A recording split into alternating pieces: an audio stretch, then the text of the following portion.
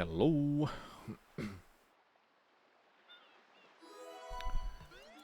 How do you attempt?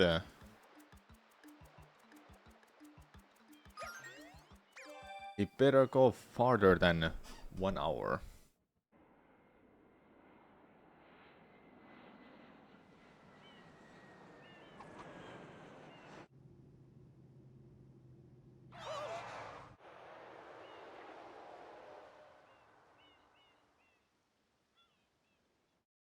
What happened?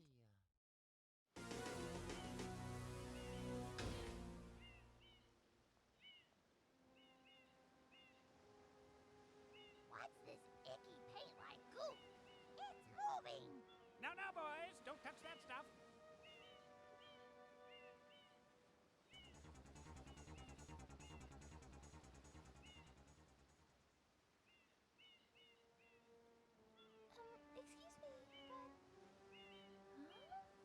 Excuse me, but... Go Sufti, thanks for the good luck. I am most concerned with the well-being of the princess in this dreadful heat. Master Mario, if you would, cross over to that shore and find some assistance.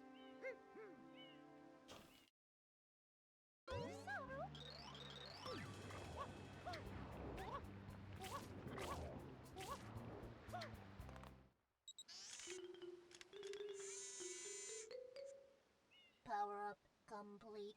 Thank you for purchasing this item from GAD Science Incorporated. Preparing to register customer information. Scanning and classifying subject data. Subject identified as Mario, resident of the Mushroom Kingdom. Data storage complete. I am Flood, a flash liquidizer ultra dowsing device. I hope to... Thank you, get gulped for 42 months. Welcome back. Use the button to shoot water from my tank. If you press the button, you can stop and shoot. You can then use the stick to aim in any direction. Press the X button to switch to the hover nozzle. You can then press the button to hover. You can press the button. 42 years, yep. If this tank is empty, no Not water 42 can be months. sprayed. To refill tank, enter a body of water and press the button.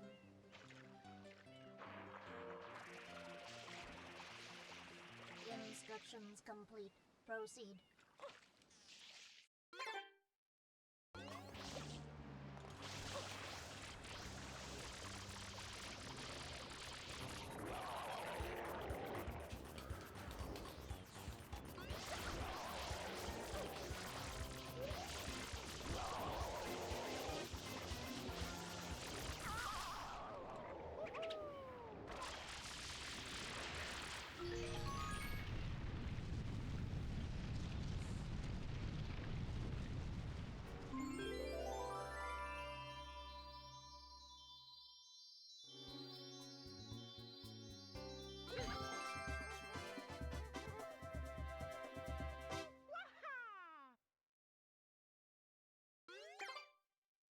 Nice work, Mario.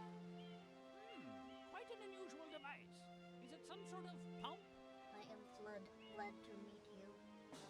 Hey, someone's coming.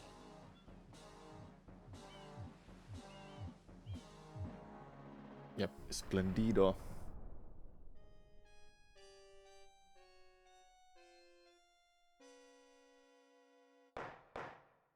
Court is now in session.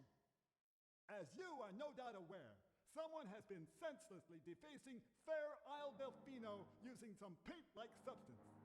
The accused is charged with polluting our beautiful home and, yes, endangering our very way of life. Indeed, how can one not be aware of what is going on? Though it is daytime in Delfino Plaza, our poor residents tremble beneath a veil of darkness. Expert Shine scholars have determined that this darkness has arisen because all of our guardians, the Shine Sprites, Thanks for the good luck, vanished Jake. from What's their up? gathering spot at the Shine Gate. The reason? It's quite obvious. This horrible graffiti is to blame. Behold this sketch of the perpetrator based on eyewitness descriptions. The truth is obvious. The guilty party sits among us. It is none other than Mario. Should I do Pienda Village next? Just so I can get to some of the levels more than being in some of them too much. Like, I'm gonna be in a Bianco and Rico all the freaking time, as well as Gelato. But I will barely be in an Okipe or Pienda Village because I don't wanna go to those levels. I don't wanna rush Nokipe, for example. Though Pienda Village, I should do that because it's a scary level. Thanks for the good luck, Levi. What's up? You witnessed this object at the airstrip, correct? It is a Shine Sprite. Shine Sprites are the source of power on Isle Delfino. They used to gather in great numbers at the Shine Gate, but the graffiti incident has polluted the island and most of the Shine Sprites have fled. There is no longer any power to support the peaceful lifestyle of the islanders. It is most pitiable. The only way to ensure the return of the Shine Sprites is to keep the island from becoming any dirtier. The perpetrator is likely at work even as we speak. And you, Mario, are being treated as a criminal. Tomorrow we must do our best to resolve this situation. Go straight that way. You can't miss the mesh tower. Your first job's to get rid of all that ugliness. And remember, we'll be watching you, pal. We'll know if you start slacking off.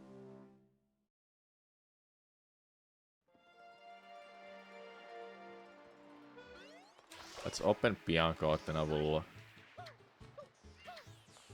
go to Pienda Village.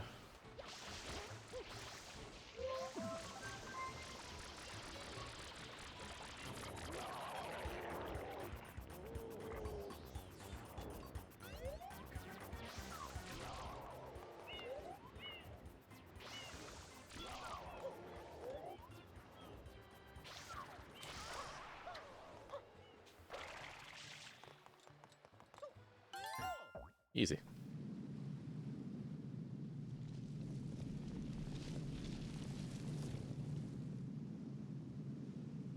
Princess, look! On the statue's head! So how's everyone's morning been so far? Or night or evening or day?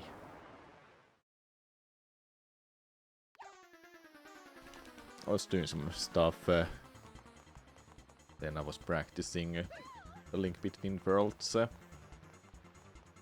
And now I'm here, playing Mario Sunshine.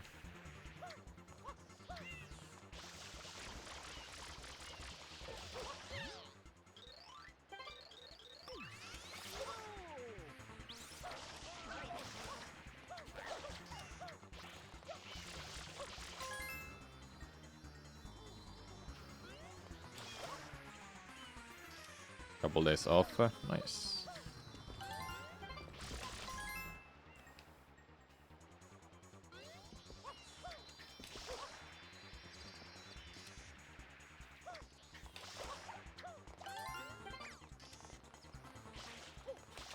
I don't remember that touching Shadow Mario will damage me, but I gotta be careful with him still. He does damage you if you're in a levels, but here I can't remember after you save Peach. Dude. There we go.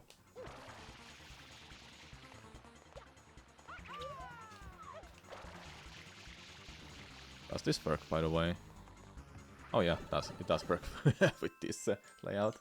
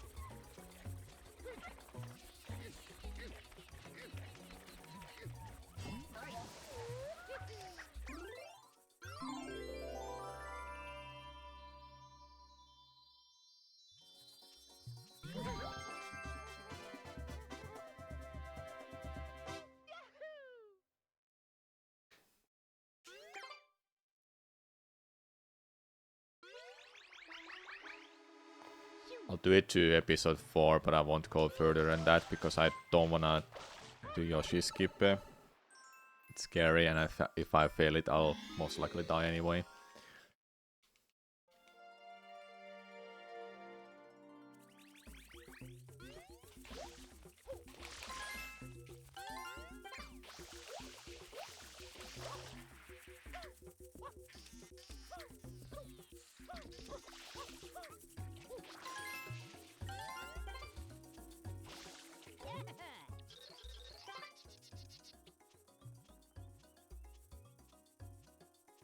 Besides, we need Yoshi to get butterflies and bees.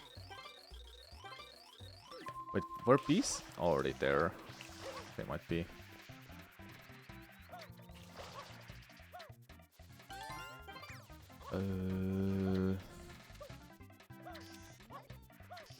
Get it up there.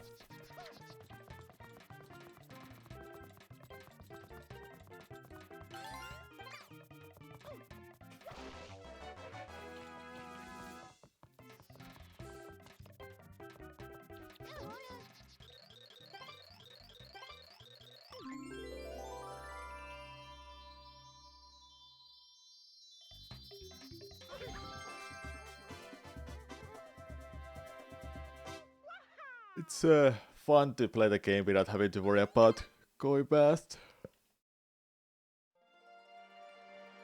I should do that more often. Play games just for fun. Do no hit challenges or permadeath challenges. If I do permadeath, I need more restrictions. Like Metroid Prime 1 is solid. What we've been doing. But other than that, it's kinda tough still.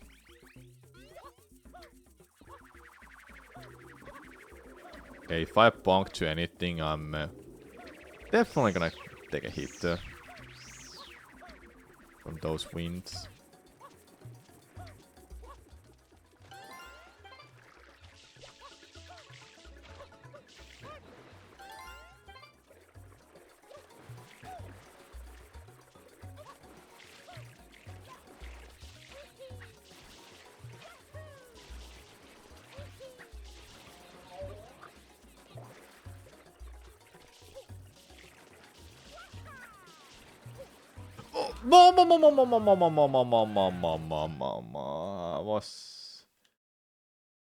I was too late to react to that.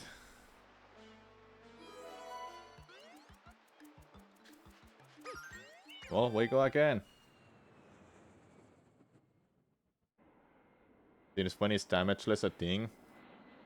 Always been. People have attempted these for like years.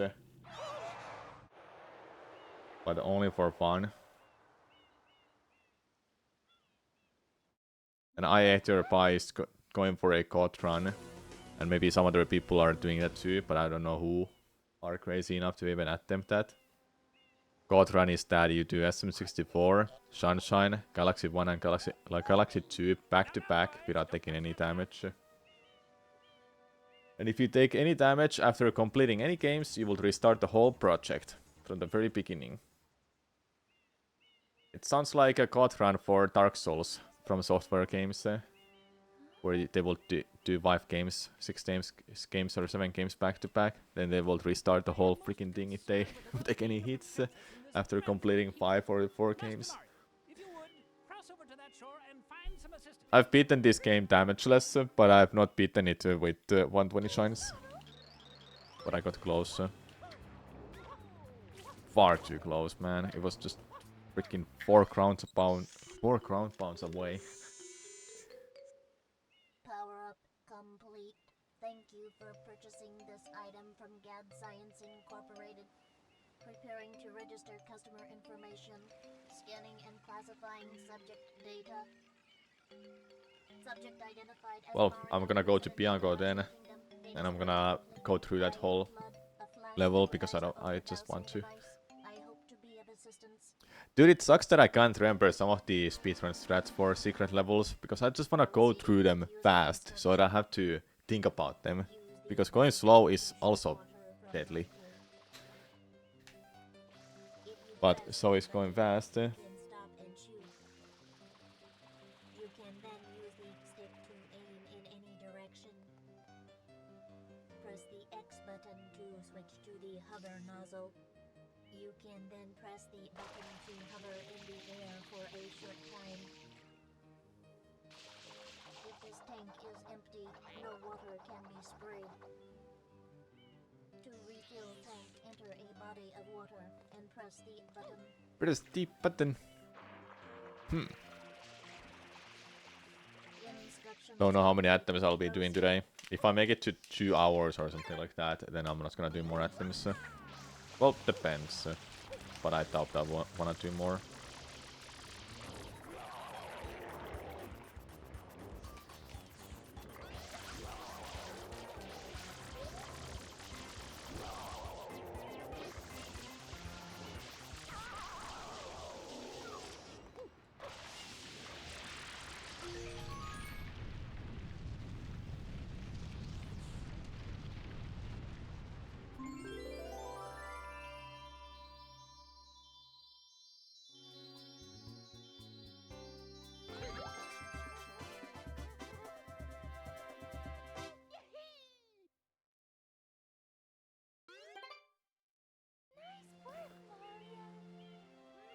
Quite an unusual device.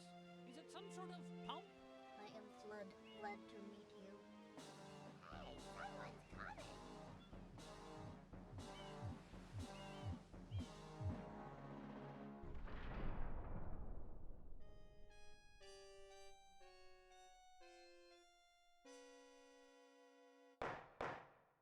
Court is now in session. As you are no doubt aware, someone has been senselessly defacing Fair Isle Delfino using some paint-like substance. The accused is charged with polluting our beautiful home and, yes, endangering our very way of life. Indeed, how can one not be aware of what is going on? Though it is daytime in Delfino Plaza, our poor residents tremble beneath a veil of darkness.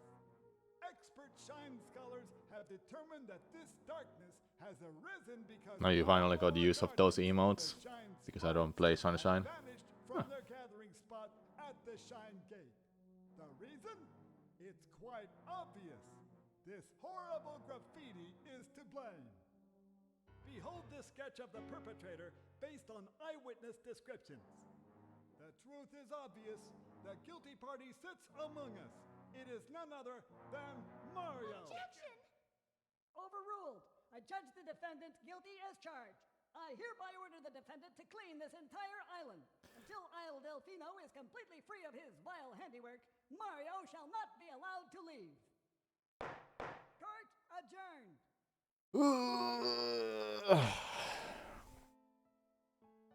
This appears to be quite a predicament, Mario. Data analysis verifies that the island's inhabitants are indeed troubled by pollution, but the pollution itself is not the main problem. Mario, you witnessed this object at the airstrip, correct? It is a Shine Sprite. Shine Sprites are the source of power on Isle Delfino.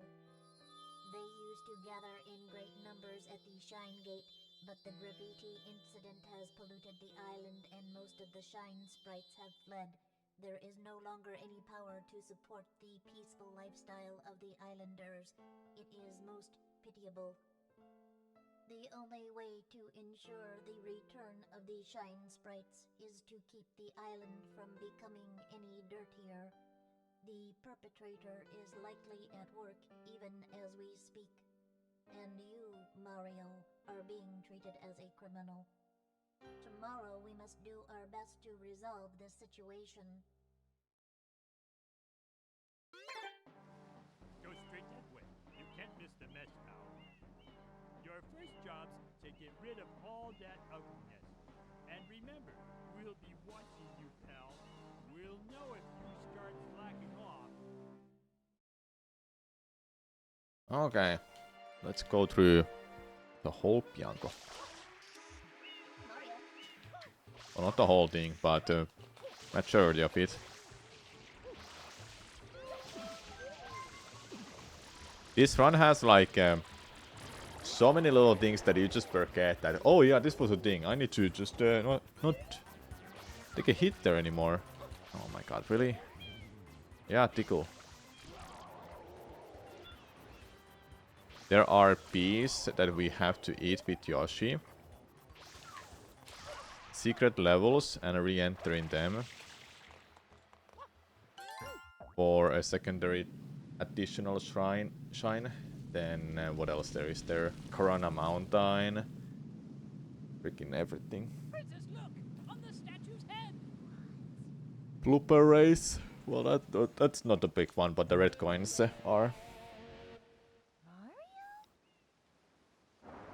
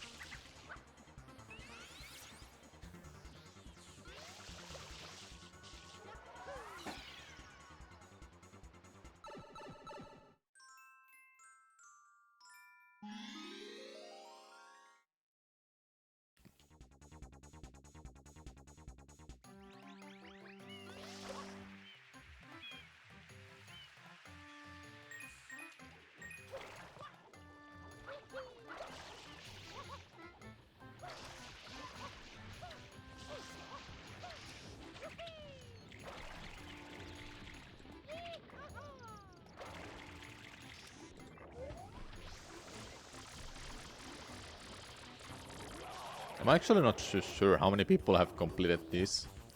I know 2 at least, but I wouldn't be surprised there's 3 people who've done this.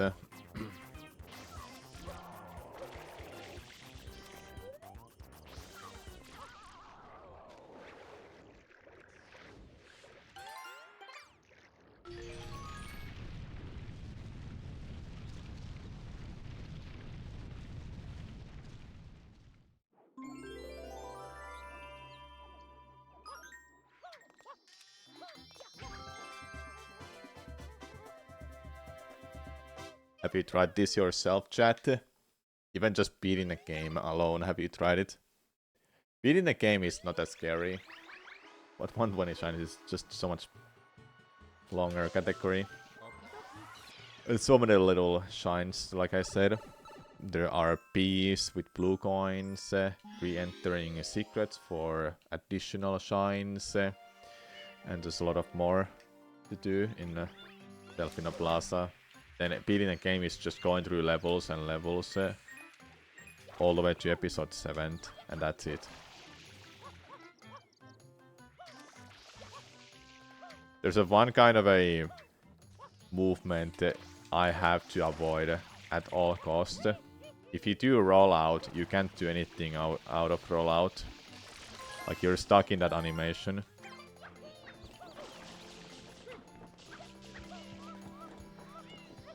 That's why doing a dive is safe.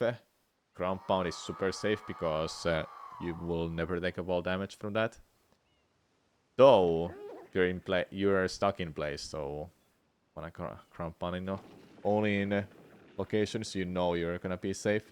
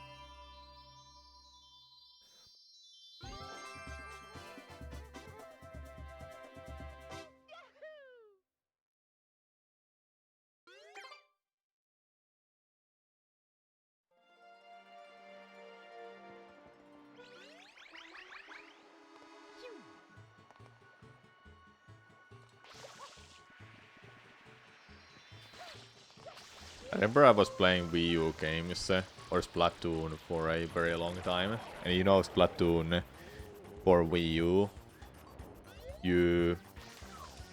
Well, many people prefer to use the gyro controllers.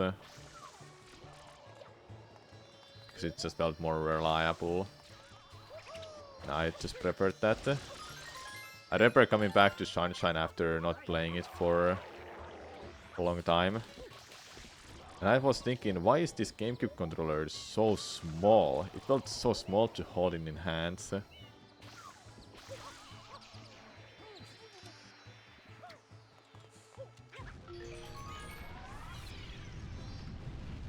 Now it feels so completely normal, because I haven't used Wii U pad for like a long time. Well, I was actually using it for Phantom Hourglass speedruns that I did like over a month ago before Prince of Persia release.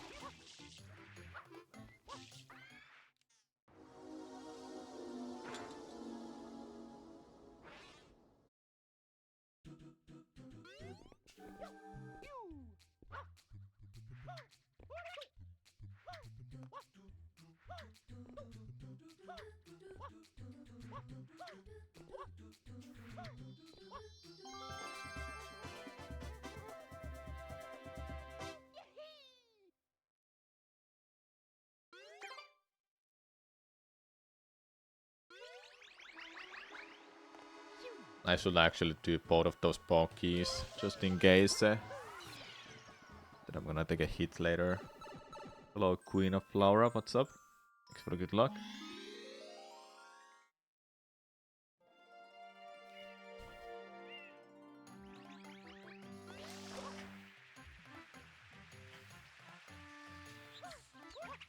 Or wait, actually, can you eat those with Yoshi? Well, there's only one way to find out, and yes, that's just restarting the run. And doing this again. On a completed file. I actually don't know. Can you eat these with Yoshi or not? Yes! Okay, now I have to go and get the other one.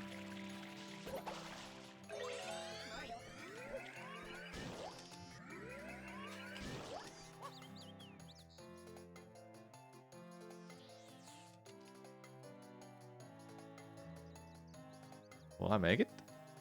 Of course not.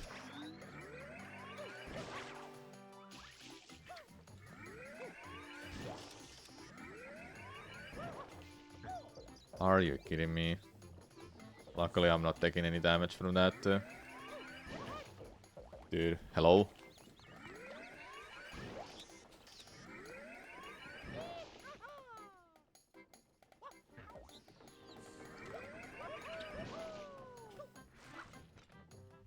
Oh my god. I knew it. Okay, I'm gonna go and check it out with Yoshi. Me eat those or not. I should have just let it attack. But really, like... there's so many little stupid ass things in this run that just happens.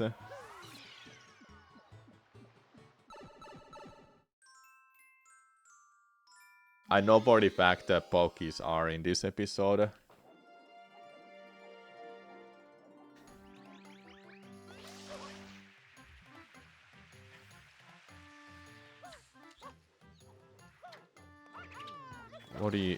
What did Yoshi want? I didn't check. Okay, papaya.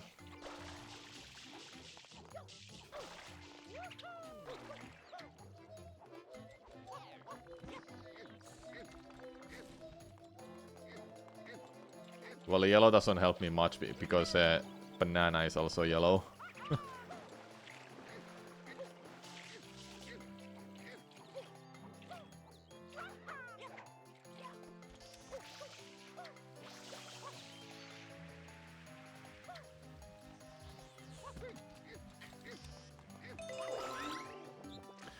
Let's see, can you eat them with Yoshi? If yes, then I don't have to think about them at all for this challenge, but just make sure I eat them later.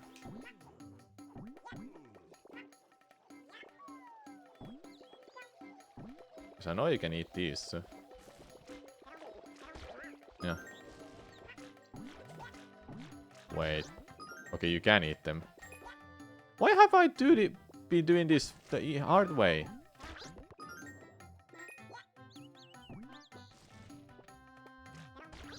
Why have I been doing this the hard way? All this time, all these years, I've been doing it the hard way. Jumping on their head. You can just eat them. Okay. Oh, nice timer. Let's go. Starting it late.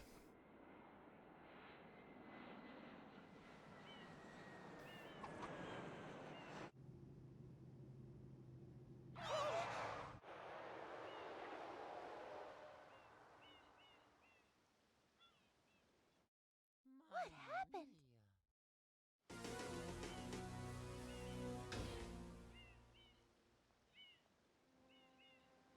Well, that's one thing less to worry about. Hey, Raikou! It's moving! Now, now, boys, don't touch that stuff. Excuse me,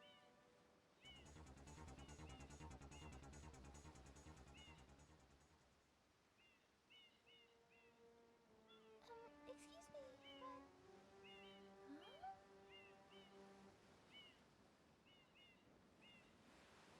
I am most concerned with the well-being of the princess in this dreadful heat. Master Mario, if you would, cross over to that shore and find some assistance.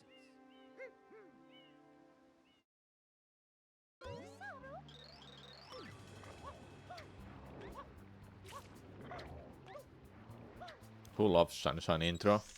I do. Power up complete. Thank you for purchasing this item from GAD Science Incorporated. Preparing to register customer information. Scanning and classifying subject data. Subject identified as Mario, resident of the Mushroom Kingdom. Data storage complete. I am Flood, a flash liquidizer ultra-dowsing device. I hope to be of assistance. Proceeding with user instruction. Use the button to shoot water from my tank. If you press the button, you can stop and shoot. You can then use the stick to aim in any direction. Press the X button to switch to the hover nozzle. Press the X button, You chat. can then press the button to hover in the air for a short time. I have a YouTube video I really wanna watch on stream.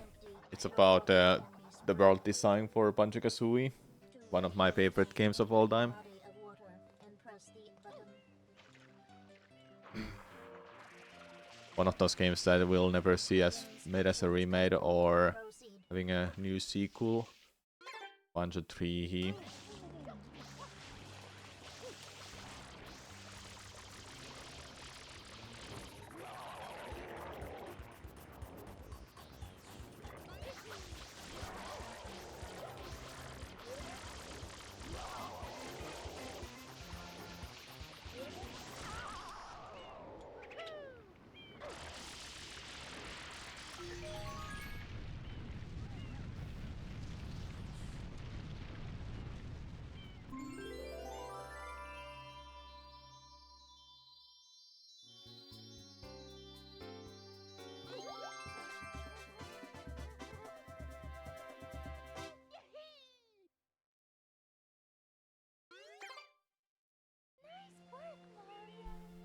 Now this is the moment when you will play ads every time. I am Flood. In fact, I'm gonna play it right now. If I can. Yes.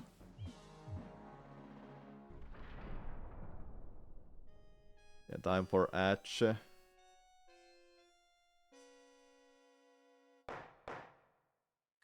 is now in session. As you are no doubt aware, someone has been senselessly defacing Fair Isle Delfino using some paint-like substance. The accused is charged with polluting our beautiful home and, yes, endangering our very way of life. Indeed, how can one not be aware of what is going on? Though it is daytime in Delfino Plaza, our poor residents tremble beneath a veil of darkness. Expert Shine scholars have determined that this darkness has arisen because all of our guardians, the Shine Sprites, have vanished from their gathering spot at the Shine Gate. The reason? It's quite obvious. This horrible graffiti is to blame. Later today, I'm gonna go watch Toon Part 2. There is a premiere show, and I bought tickets for that with my friend. Overruled. I judge the defendant guilty as charged. It's supposed to be released in theater tomorrow, I think, worldwide. Until Isle Delfino is completely free of his vile handiwork, Mario shall not be allowed to leave. Court adjourned.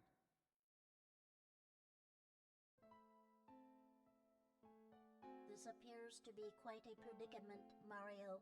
Data analysis verifies that the island's inhabitants are indeed troubled by pollution, but the pollution itself is not the main problem. Mario, you witnessed this object at the airstrip, correct? It is a Shine Sprite. Shine Sprites are the source of power on Isle Delfino. I should do some routing for Twilight Princess no hit. 100% no hit actually. Because it's also another challenge that interests me on top of this Metro Prime 2 Hardcore Challenge. Well, Hardcore Challenge I just have to practice freaking Dawn for Quatrax's boss fight. One of the final boss fights of that game is that, and it's a huge roadblock because how difficult it is on that mode that I created. I think it's impossible, but I wanna believe it's possible. Meanwhile, 100% no hit for Twilight Princess. I was thinking of something like create 2 routes for it. Route 1 will be focusing on getting through the game while collecting whatever is on your path at the same time.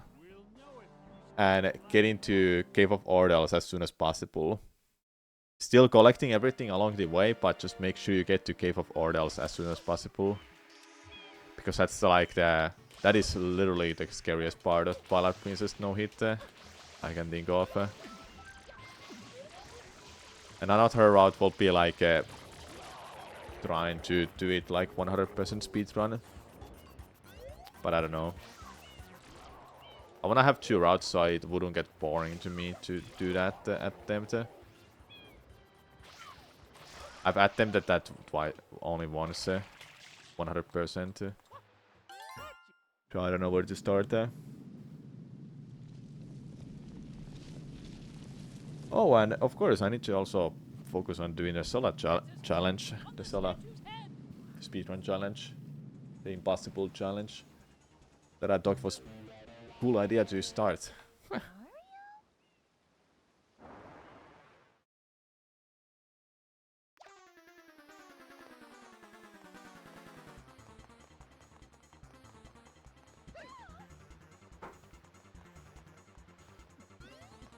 I'm having so much fun streaming this game than playing Prince of Persia.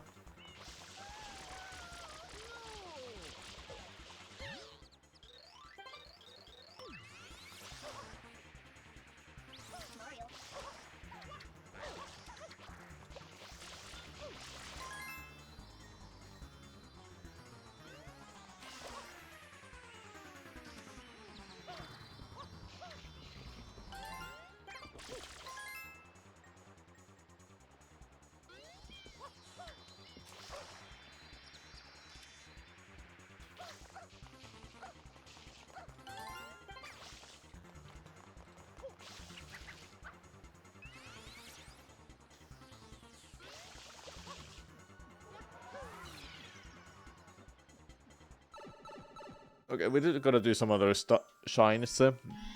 I'll do Piri, then I'll open Rico.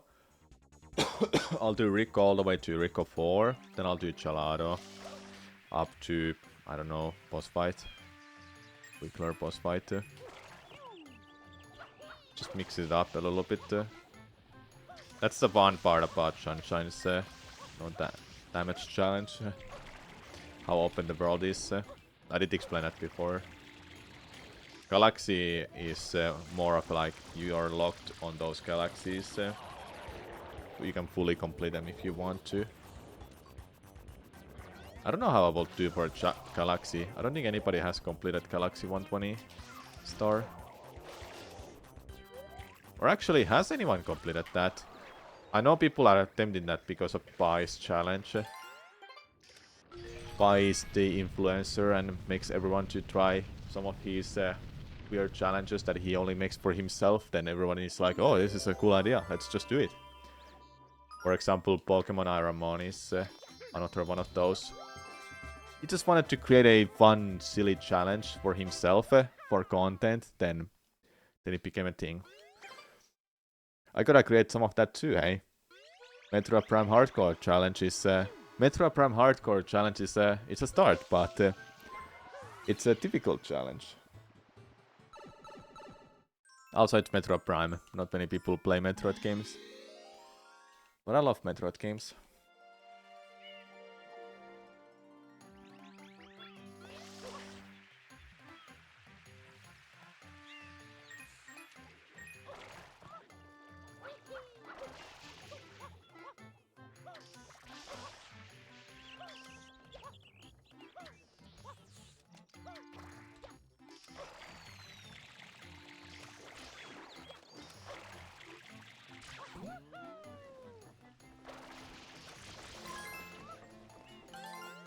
I wanna mix it up.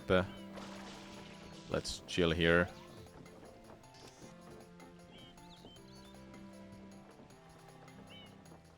And this game looks amazing. Believe it or not, this game came out 20 years ago. 22 in fact.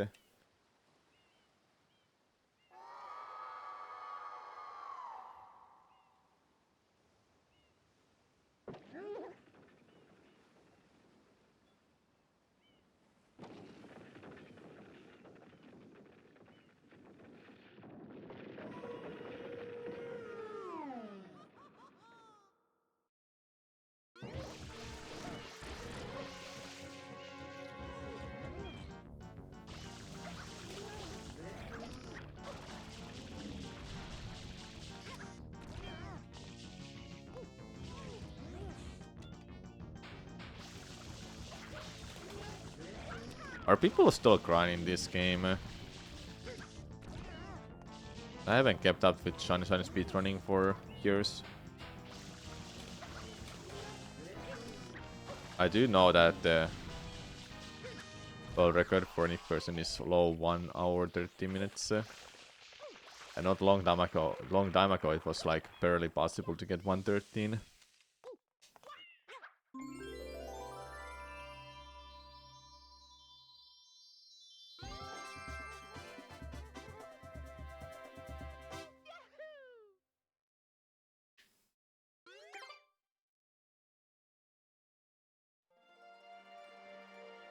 If I complete this challenge, which I hope I will do at some point, I wanna do Galaxy 120 star.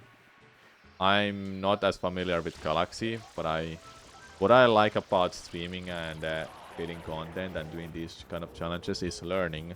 I like learning new stuff.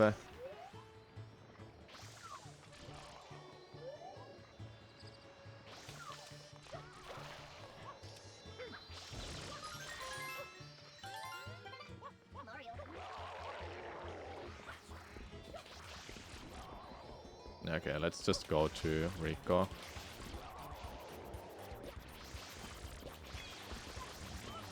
Oh yeah, it was this one.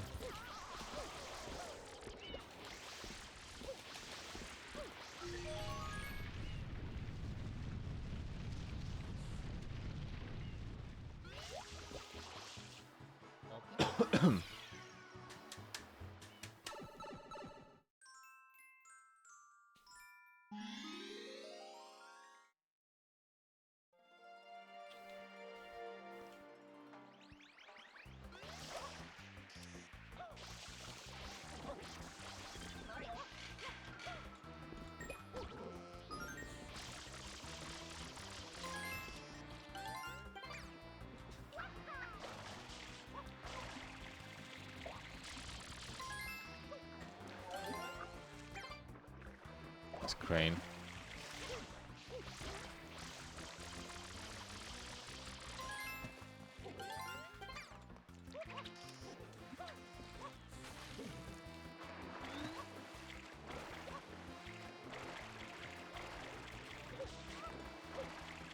That won't make it.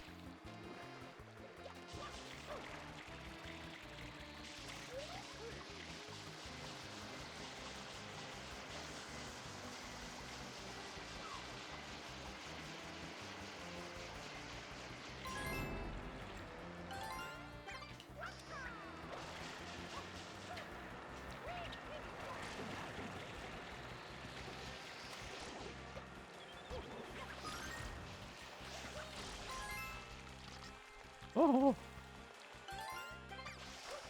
scary.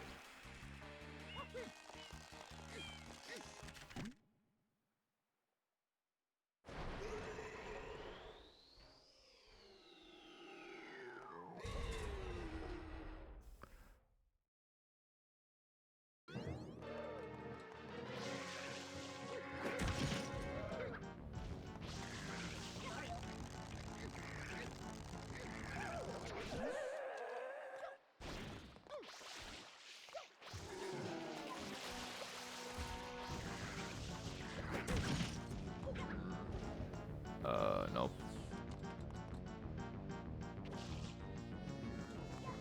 Oh no no no no no no no no no no no no no no no no! Don't do that!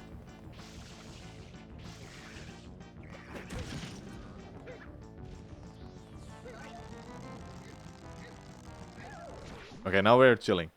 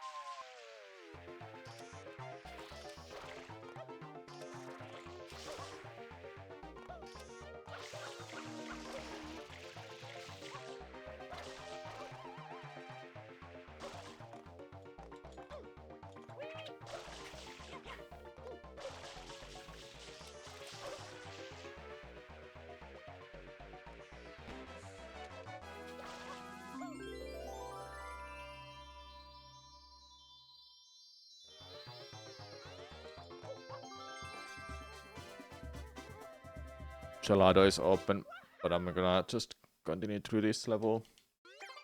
Oh, nice save. Doesn't matter.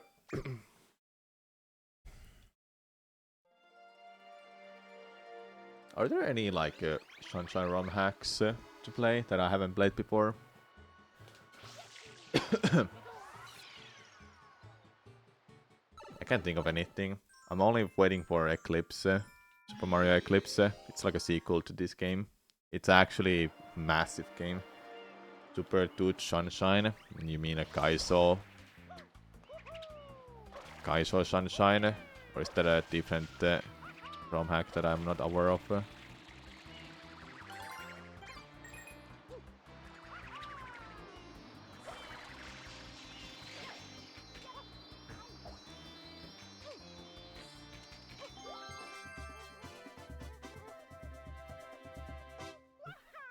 The Kaizo 1 by War speaking.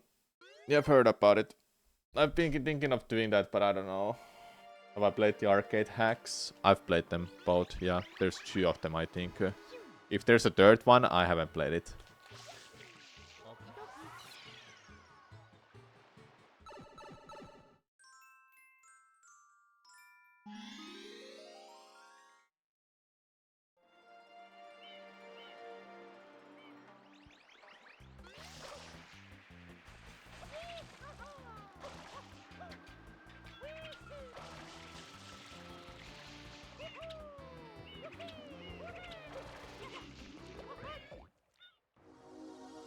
Oh, my first secret. Huh.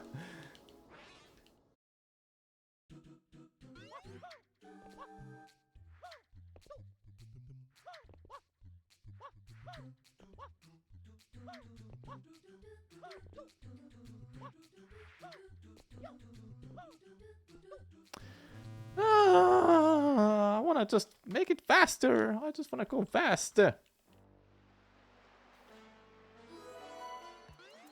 That secret is not even hard. It's just that one jump. Or I will wait 2 minutes for the cycles.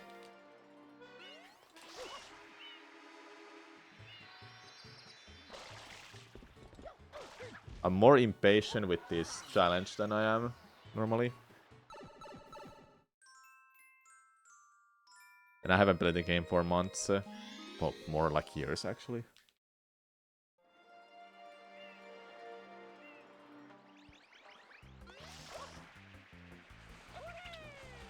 I think going up on that ball might be better. I really don't want to do the speedrun strat, and I tried to go for the easier method, and I still failed it. Because I didn't get the triple jump.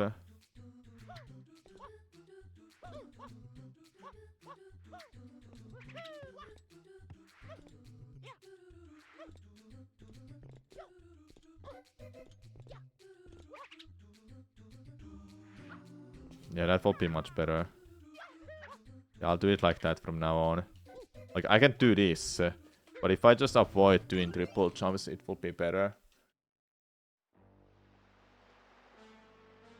I knew that works, but I wasn't 100% sure about it, so I had to go try it. A third reset today, let's go! This challenge is impossible, even though it's been completed before.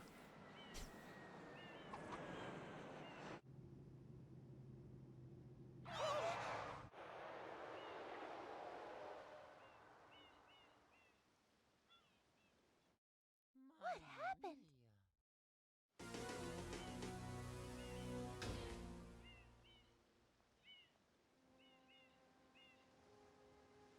What's this icky paint-like goop? It's moving! Now, now, boys, don't touch that stuff.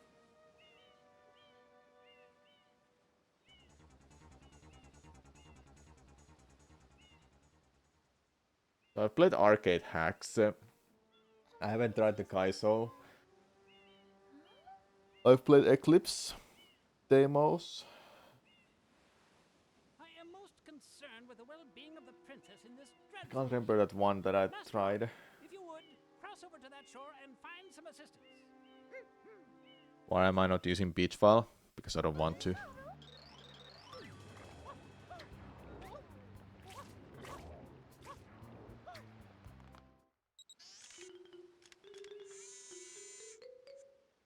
Power up complete.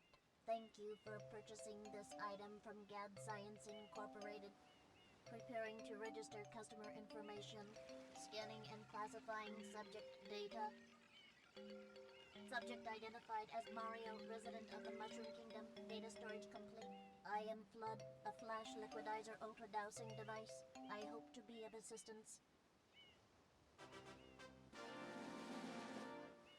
Proceeding with user instruction. Use the button to shoot water from my tank. Guess I will make that file because I have a chance. Button, you can stop and shoot. No, I'm gonna lose my 69 file. No, I don't wanna do that. I don't wanna lose my 69 file. Press the X button to switch to the hover nozzle. You can then press the button to hover in the air for a short time. I could use a different profile, but then it doesn't count in all of the hours I've spent on this game, so To refill tank, that's not an option either. of water and press the button.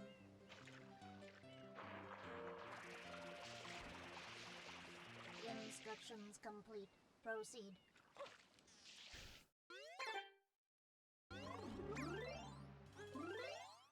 Well, let's make this file. Oops. Yeah, let's just quit the game. Because why not? Hey, now I have a peach file.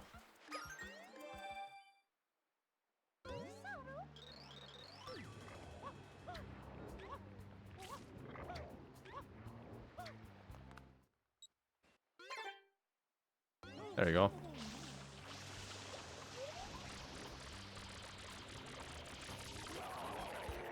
Back in the day, people were against the idea of doing that as a option. I even suggested a peach file. I didn't even call it a peach file, I just suggested that, hey, why are we not using this? So people can stop complaining about the Sunshine intro. And it took them 5 more years before they even implemented that. The little bot. And people would accept that as a timing method. Sunshine is one of those special kind of games that has gone through freaking a lot of things. Timing methods, drama here, drama there, just so much. Well, either way. Hey, now it's time for Atch. Glad to meet you. What was the last Shine? Final boss? That's where I took the hit.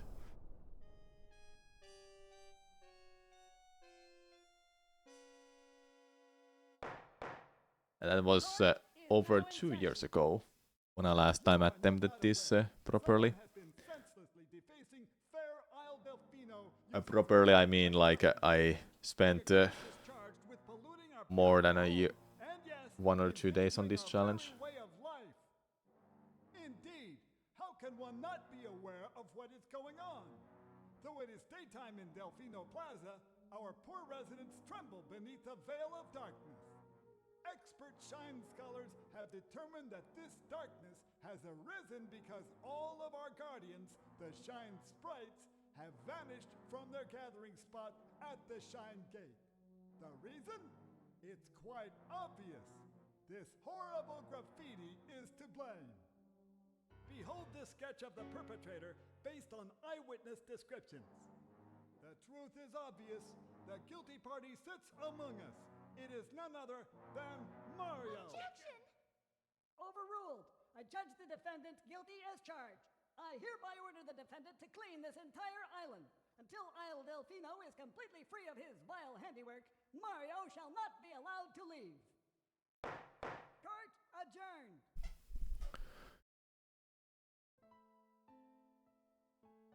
This appears to be quite a predicament, Mario. Data analysis verifies that the island's inhabitants are indeed troubled by pollution, but the pollution itself is not the main problem. Mario, you witnessed this object at the airstrip, correct? It is a Shine Sprite. Shine Sprites are the source of power on Isle Delfino. They used to gather in great numbers at the Shine Gate, but the graffiti incident has polluted the island and most of the Shine Sprites have fled. There is no longer any power to support the peaceful lifestyle of the islanders. It is most pitiable.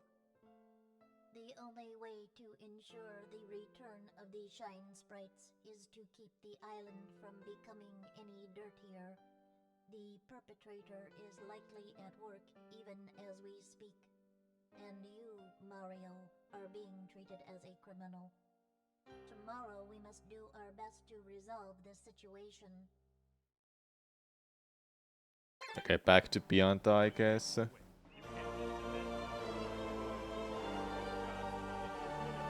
Thank you, Kitty the Cat, for 9 months of subbing to me. Welcome back.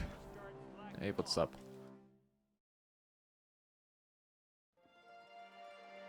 Alright, back to Pianta. And let's not do anything stupid there, shall we?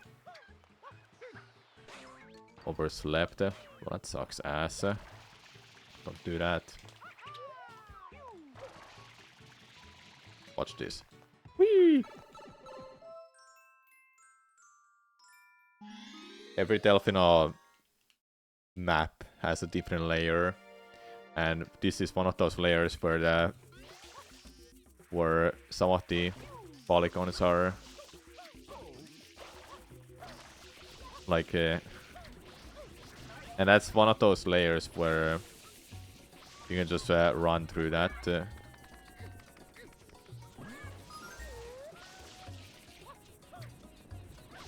Oh, you're aggressive one, huh?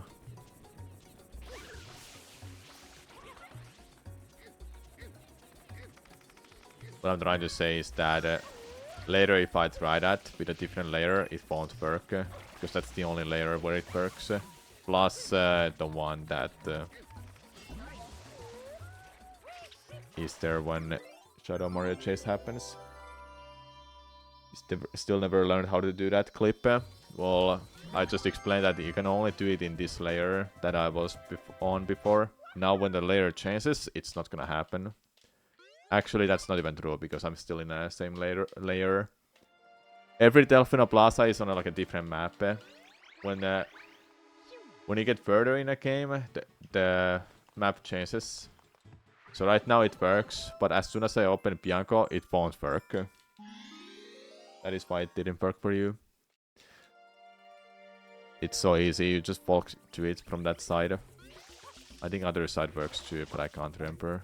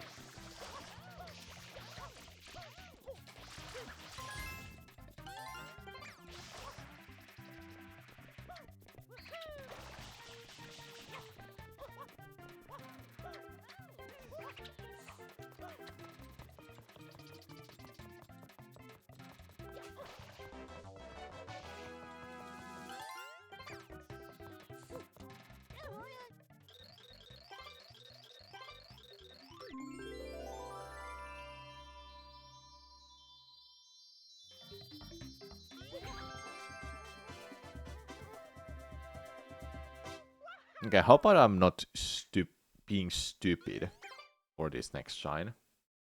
How about that? You know, it's easy. Just don't make any stupid mistakes.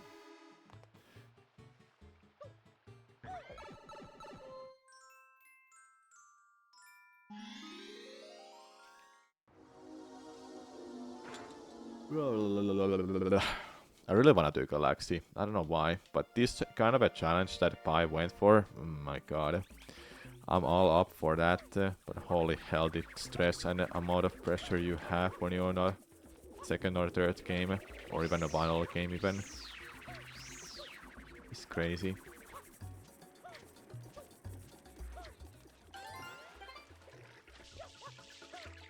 I already had that with Zelda games. At least Majora's Mask and OOD were quite simple ones.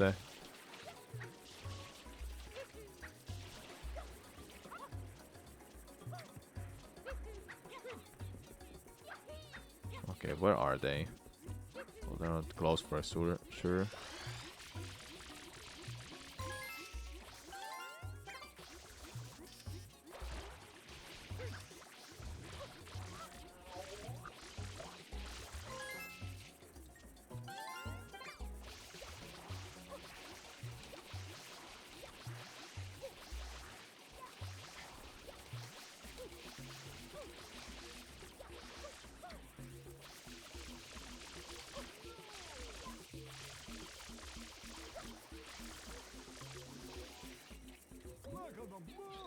Thanks for the good luck, Marvel. I'm gonna grab some water back.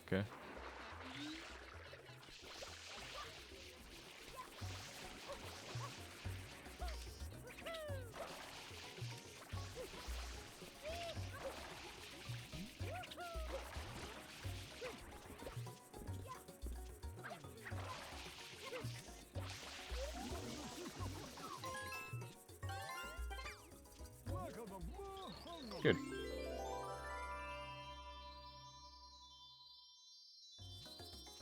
Can you believe it, Chad? I wasn't stupid for this shine. Let's go.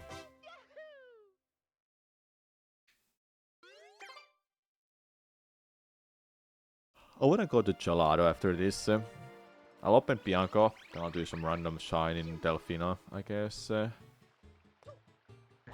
And open Rico, then Gelato.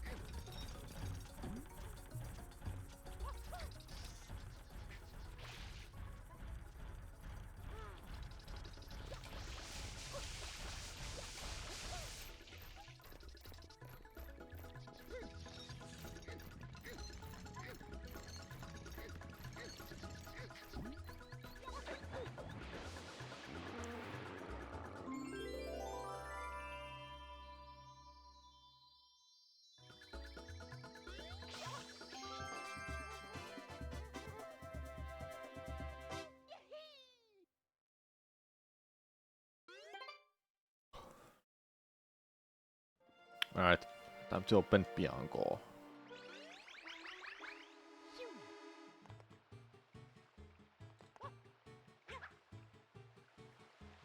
Really?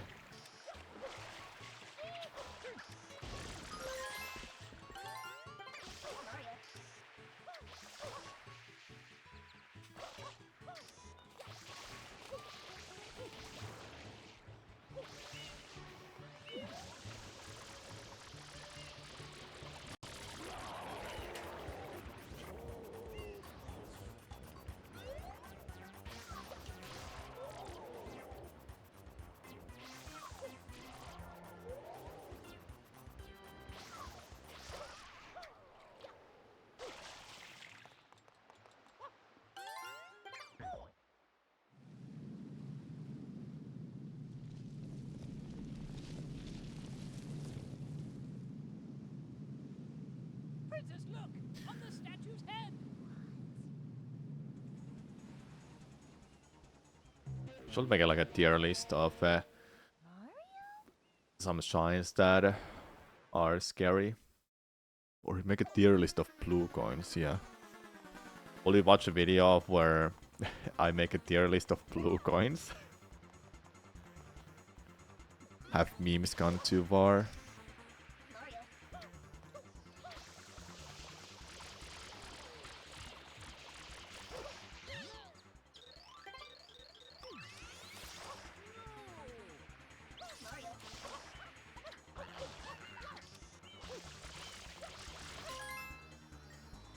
What shine I'm gonna collect? Oh, I'm gonna go collect the pipe one. The one where we had the run tie yesterday. I can easily leave the area if I happen to fail something.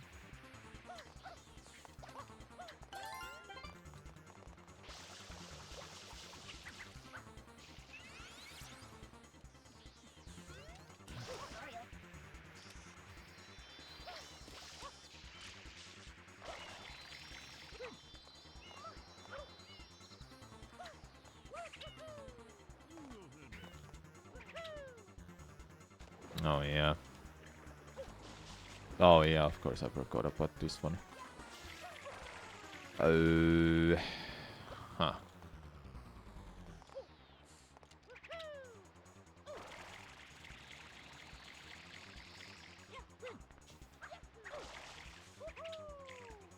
For some reason that fall is not something you can wall jump from on that layer.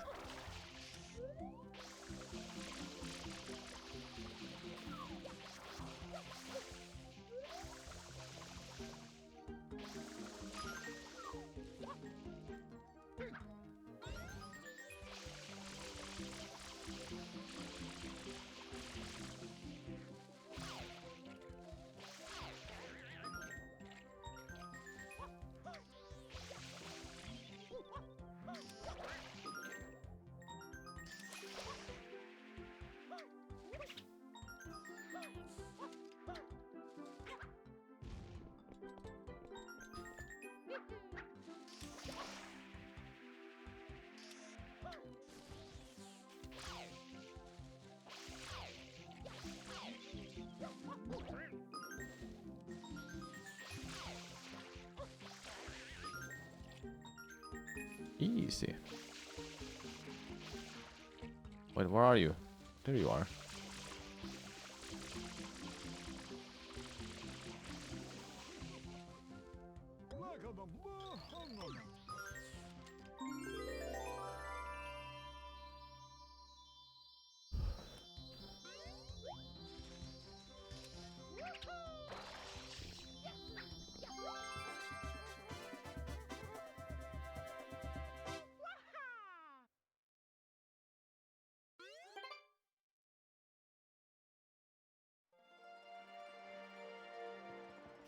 Open Rico, then we go to Gelato. Oh no no no no no no no no no no no no no. Never stay close to them. Never.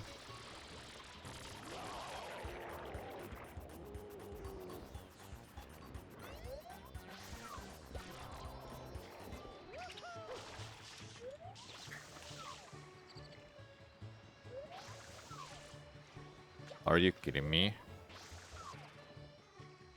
Hello? There you go.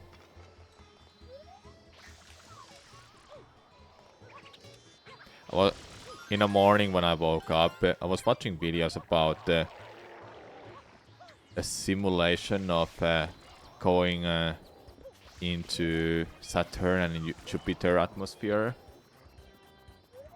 It was so eye-opening to me because I actually had no idea that Jupiter's atmosphere is very, very, very hot.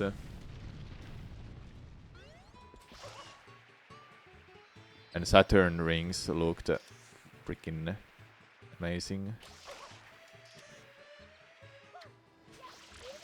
But you pretty much cannot survive there. Ever. What if someone lives in a Saturn or a Jupiter already? Is it possible?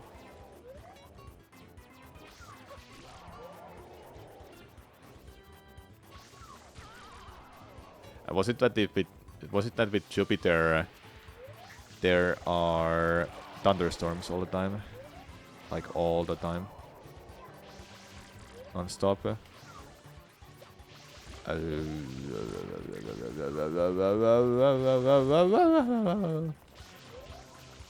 Get away from me.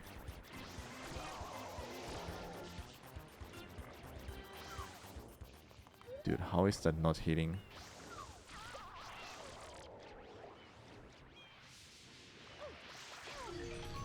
Okay, good.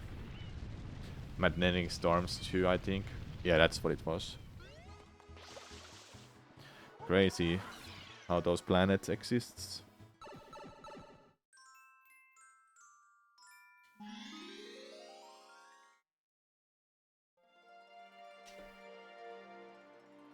Oh, and magnetic force of the gravity is much. What is the word that we can use for that? Bigger, strong. It's stronger. The magnetic field is stronger for Jupiter than it is for Earth. We got just a tiny bit lucky with our planet. Yeah. Yeah, we probably got...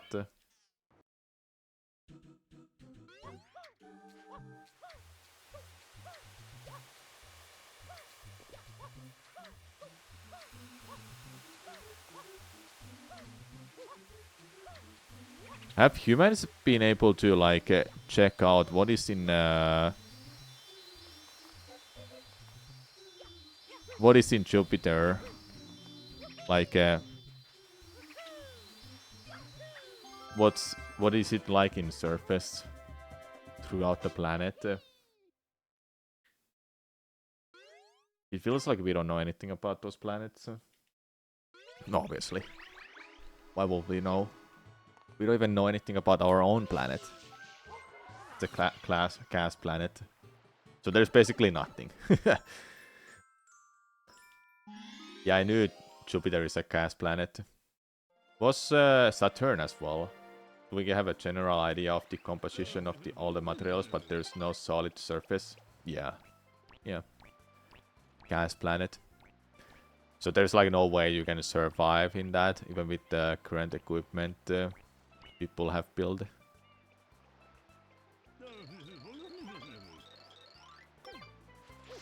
Crazy world chat. Well, that's not even a world, that's out of outer space. It's pretty fucked up, I must say, because we don't know anything about our own planet, and we are already trying to go to the space.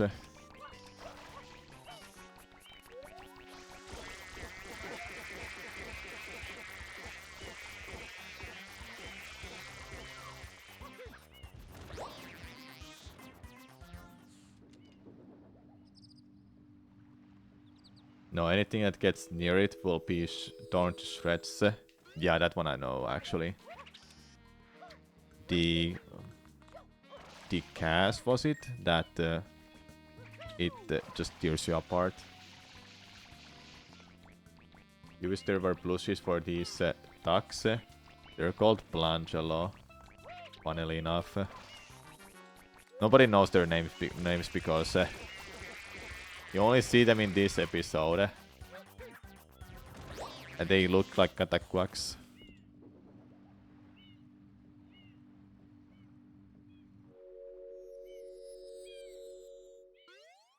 Mario.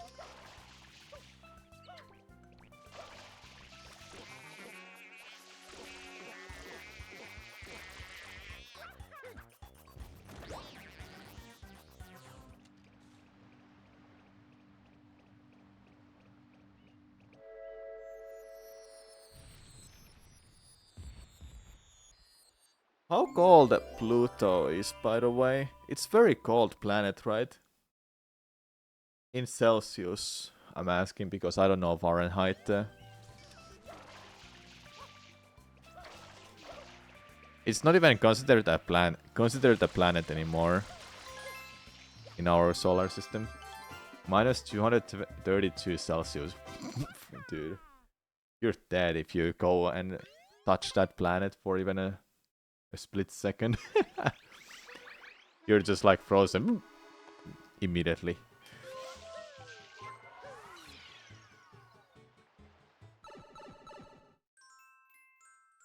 Crazy that there's stuff like this in our solar system, chat, and we don't know anything about our own planet either.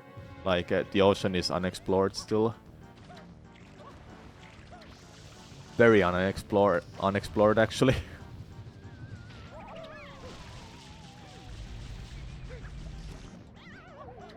Why is it that we haven't explored our own planet that much? Like the ocean, for example.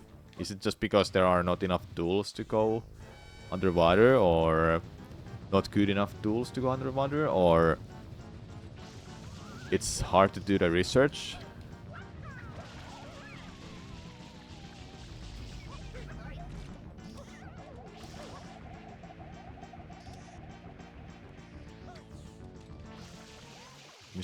Mysteries, man.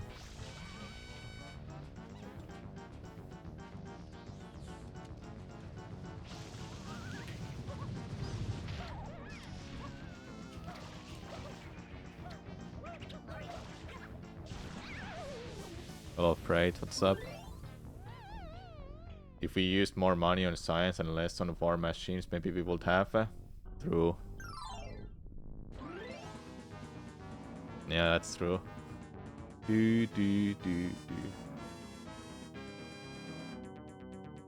Listen to this jam. It's so good.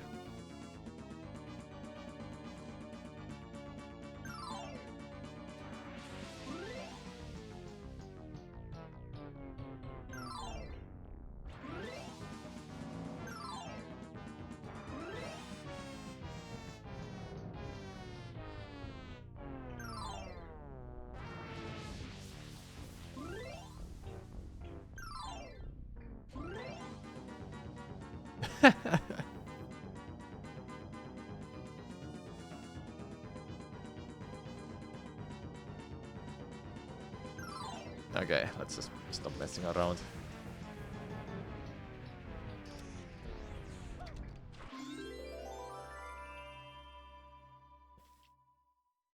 pretty funny.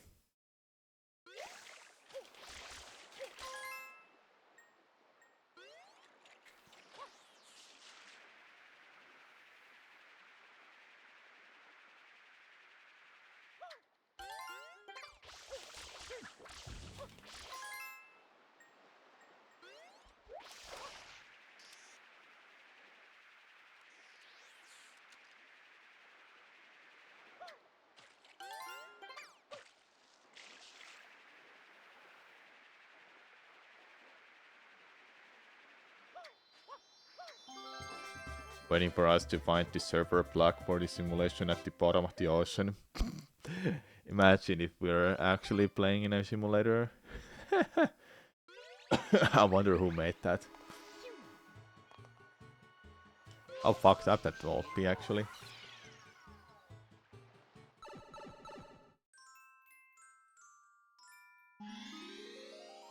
There was this one show called 1899, I think it was. Some college kid project? Yeah. You know about this show called Tark? The same creators made a series called 1899, I think it was called. Oh, no. Get up there. I didn't watch this show because I got bored of it. But I heard the solution for it because I didn't want to finish the show. So when I heard about the solution, what was happening, what the hell was happening in that show, I was like, that's so fucked up, man. I don't like that. Can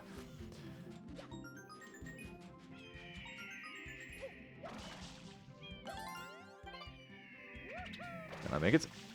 I can make it still. Good.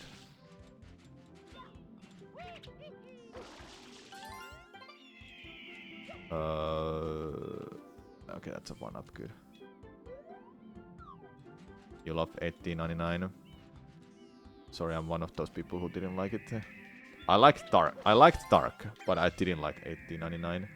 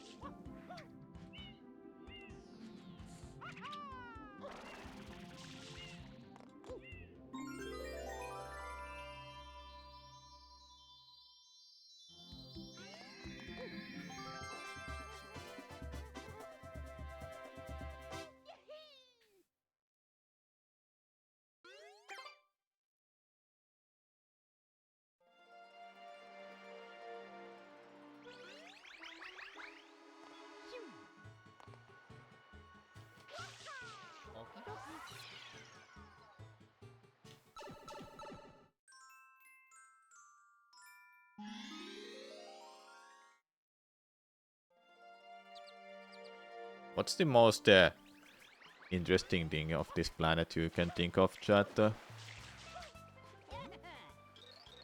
I'm sure some of you are thinking pyramids in Egypt. How the hell did they manage to build those? And I agree, how the hell did they manage to build those?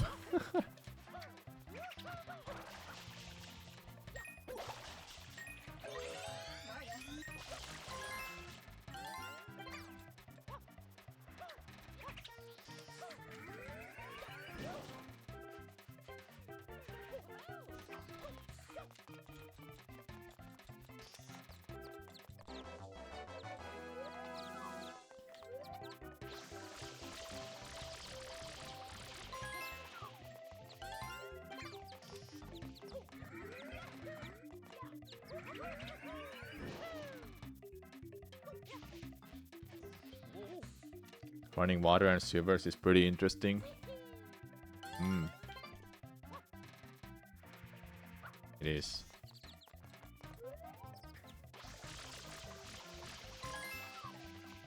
Why that couldn't happen in all of my speedruns? The ozone layer being able to repair itself is pretty cool. What is the ozone layer?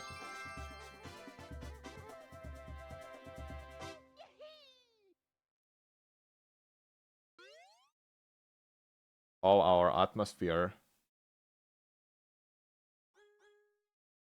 What does the ozone layer do? The ozone layer is a stratosphere absorbs a portion of the radiation from the sun, preventing it from reaching the planet's surface. Oh, that's what it is. Okay.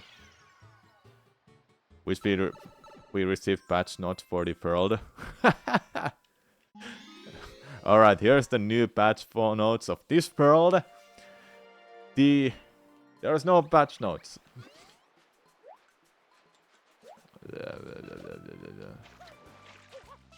I kinda want... wait, can I get it in this episode?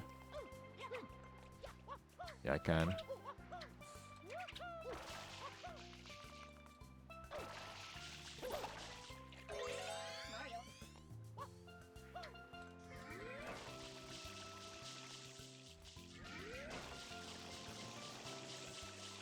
Earth patch notes. Hashtag 1199777762. Never been patched, the devs abandoned the project. Yeah, seems like it's unfinished project chat. No can do. We're playing on a beta build of Earth.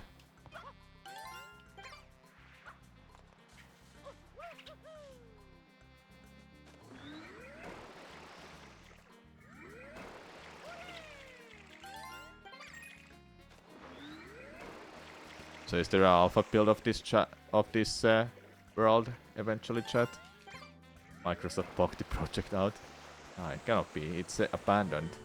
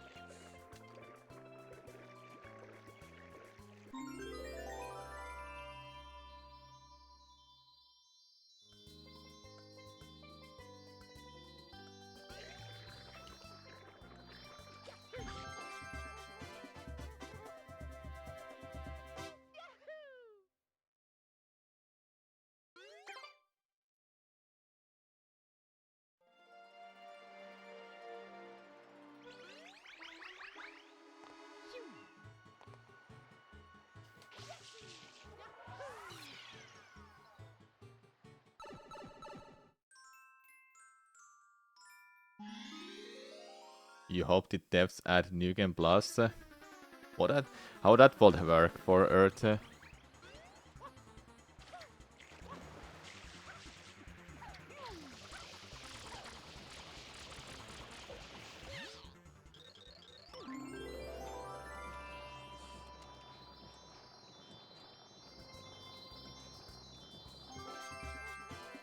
You don't know? You're not a dev?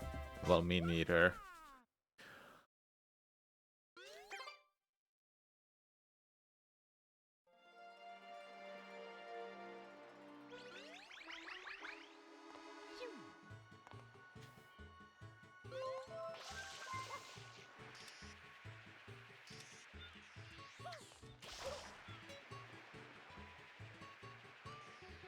We need to make it to Noki Bay today.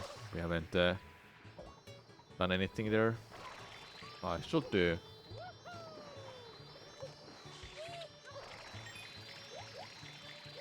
I should do Pachinko.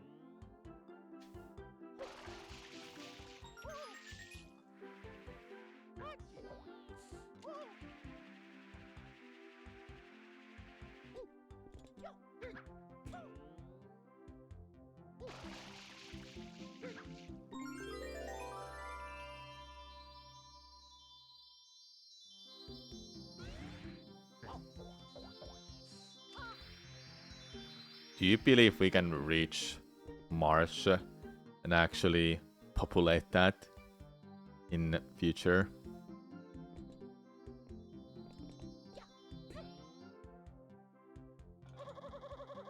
Don't do that to me. Don't, no, no, no, no, no, no, no, no, no, no, no, no. Definitely. I guess the technology will reach that far eventually. Didn't they have that kind of a project that they would man the ship and send people there, and they'll be stuck there forever, and they would populate that somehow? Or what was that? What was that project about? I don't know. This was like 10 years ago when they announced this, right? Or was it some crazy thing that they abandoned? I've been ignoring YouTube chat this whole time. Hey, what's up? Well, nobody said anything. Hehe.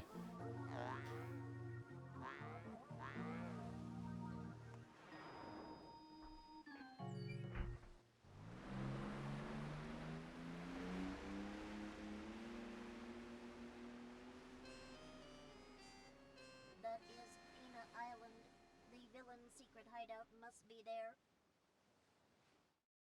Is there a world where time moves backwards, chat? Because we move forward in time. What about the world where it goes backwards?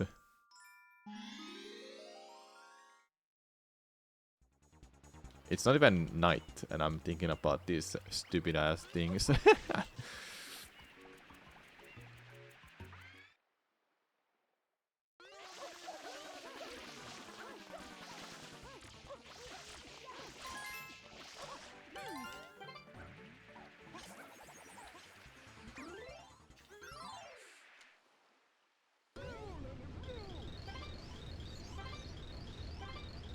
You love this level so much. Yeah, it's a fun level. Noki Bay is still my favorite level. No matter what.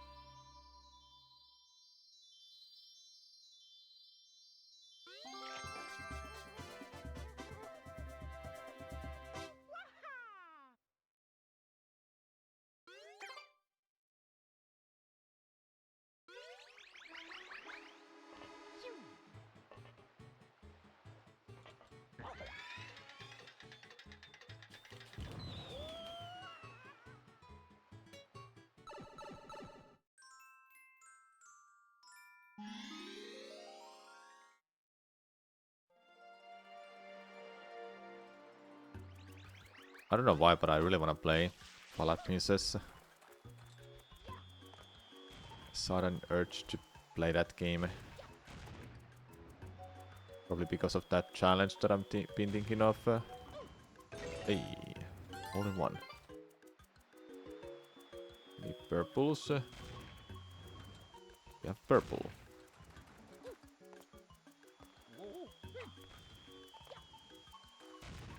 Oh, scary.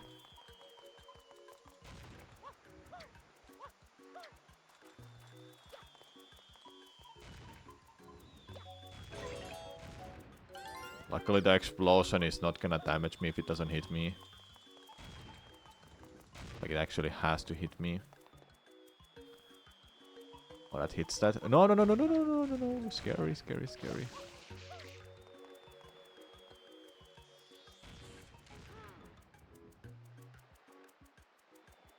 Please don't move the camera like that.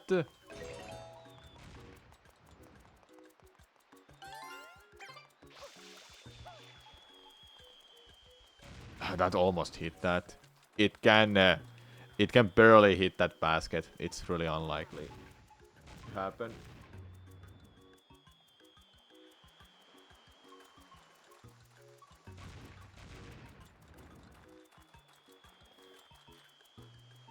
Give me a purple. Give me a purple. There's the purple.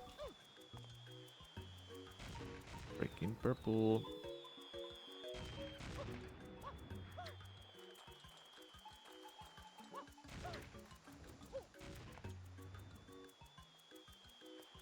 Oh my god.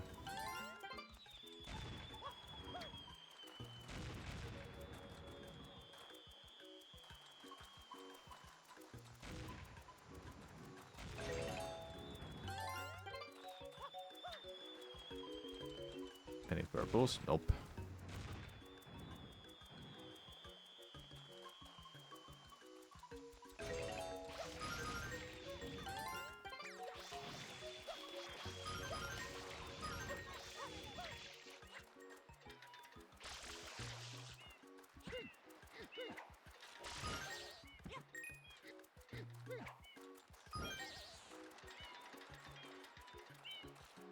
I won't touch that. I'll take this one instead.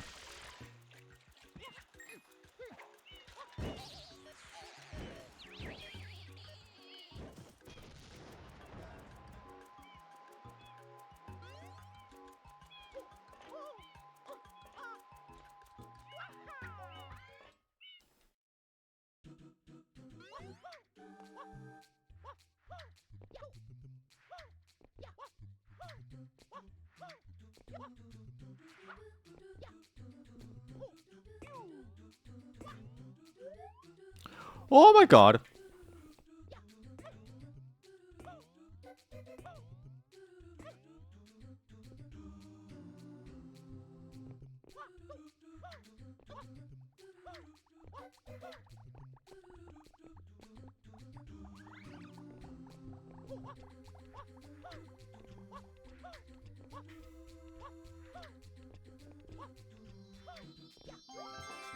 Is it vanilla game or is there modifications to it?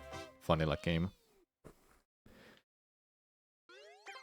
I haven't changed anything or added anything.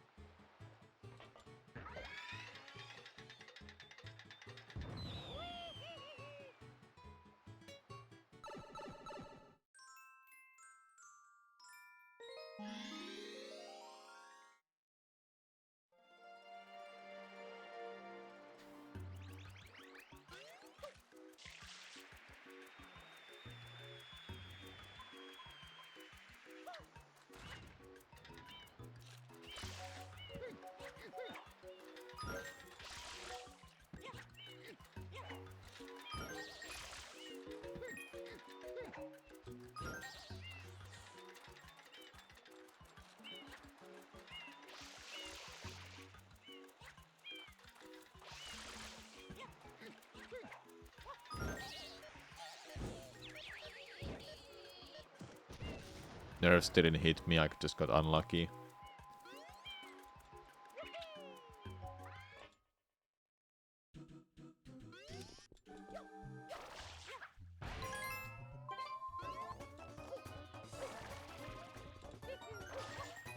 But I don't remember because it happened 2 years ago.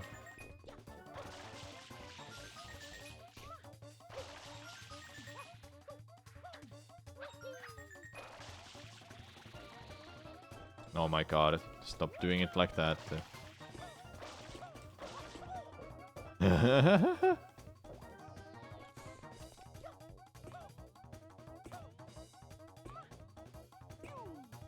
How many cycles I missed? A few.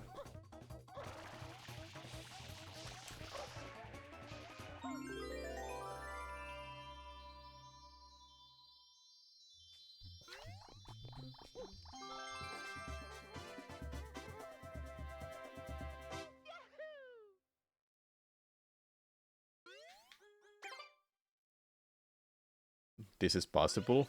Yeah, it's been done already, Alvi. A long time ago. A long time ago. By Bouncy Boy for the first time. I know X-Father got it, but I don't know, has anyone else done this? I wouldn't be surprised there's 3 people who've done this. Maybe some Japanese runner has done that. I know some Japanese runners were attempting this a long time ago as well, but nobody completed that.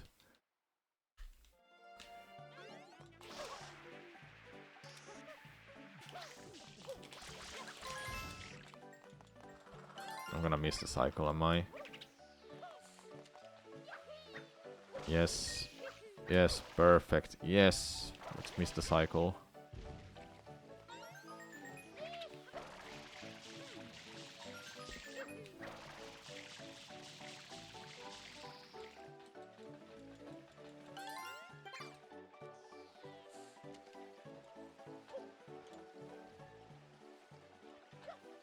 Oh!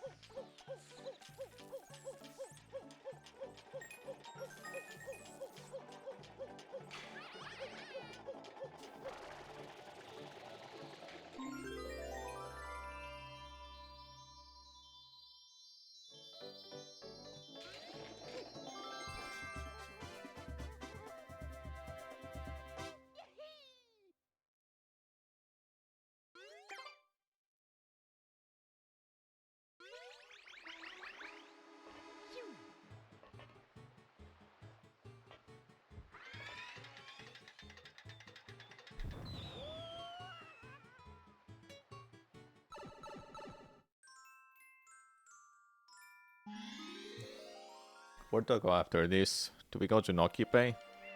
When I get 20 shines? I haven't been in Noki today. Or even yesterday, I wasn't there. Well, Sirena Beach is also another one.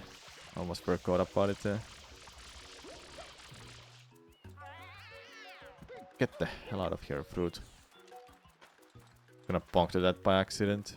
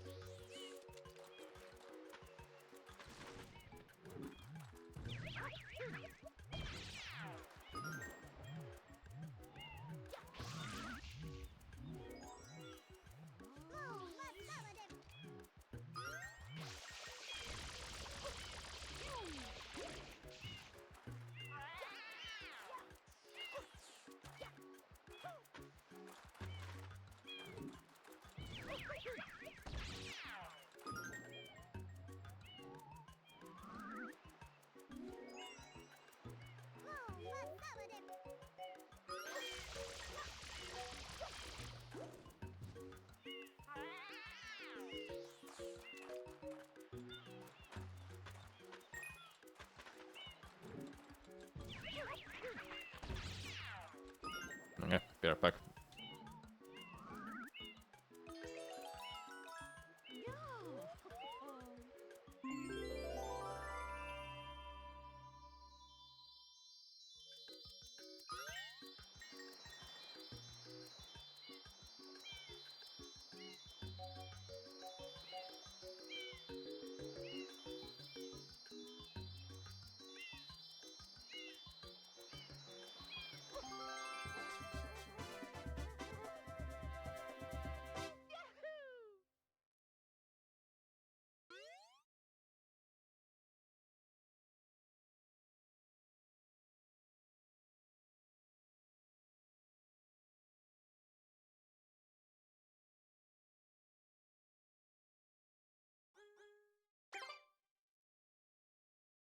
Okay, I'm back.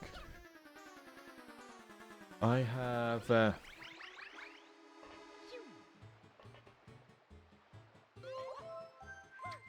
Oh, hold up. Have I don't know, have I done that shine? 2 here. I have no idea. Have I done this one shine that I'm thinking of? It's okay, we'll do this one.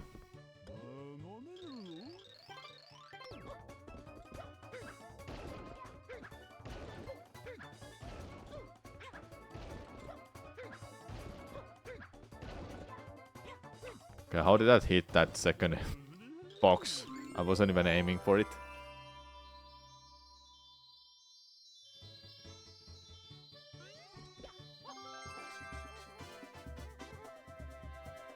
Alright, we'll go to Noki Bay.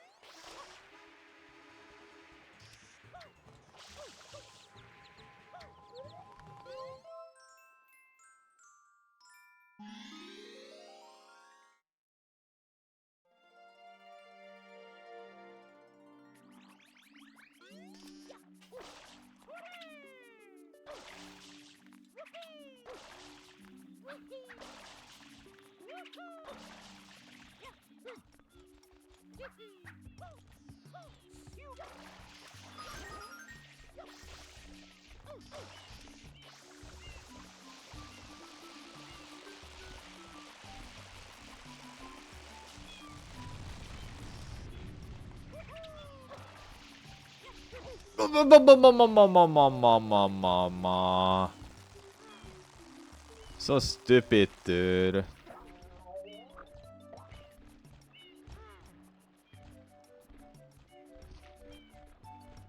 That's so fucked up, man. I saw them dropping down and I was thinking, okay, the next cycle should take a while. But no, it had to be literally just bounce on my head. Okay, next time, go over here and just clear the path. Gotta have to run through this fast. Dude, that's so fucked up, man. I hate that.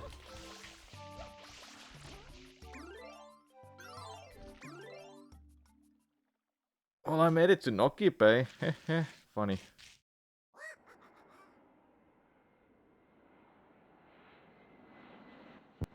For the last few years, this video... The world design of Banjo-Kazooie. I really do want to watch this. And after that, we'll do another attempt. Oh wow, thank you Levi for gifting 3 subs. I appreciate it a lot. Alright, the plan is this, chat. I'll take a break. Well, actually, should I take a break now? No. Well, be right back. I'm gonna check a couple things. A spectacular amusement park and succulent seafood. All this and more await you on Isle Delfino. Come relax and let us refresh your body and spirit.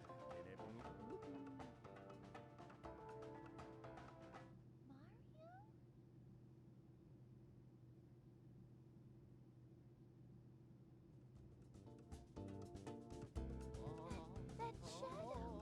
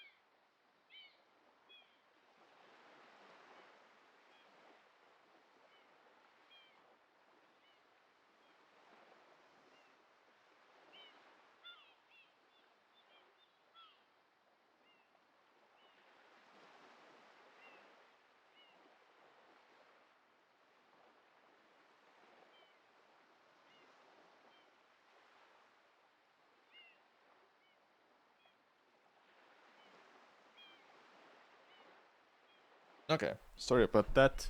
There's actually a YouTube video I do want to check out. It's about this game. A secret that was just found out about. Where is it? Mario Sunshine's oldest mystery? Question mark. It's 9 minutes long video. Hello, everyone, and From 2C Phoenix. Let's check it out. After this, we'll continue doing items. Also, I'm eating a little bit. Then I will eat properly a little bit later. everything, I have an observation I wish to share with you. In the past few years, there's been an interesting mechanic gaining popularity in indie games, that being the cryptic language. Though games have been creating their own languages forever. Ni no Kuni's Nazcaean, The Wind Waker's Hylian, heck, a lot of older games had plenty of Japanglish translation mistakes that I would count as puzzles. It's no mystery as to why solving this puzzle is so engaging. It basically boils down puzzle design to one of its fundamental elements, that process of understanding the way a game communicates. But today's subject, Super Mario Sunshine, is interesting.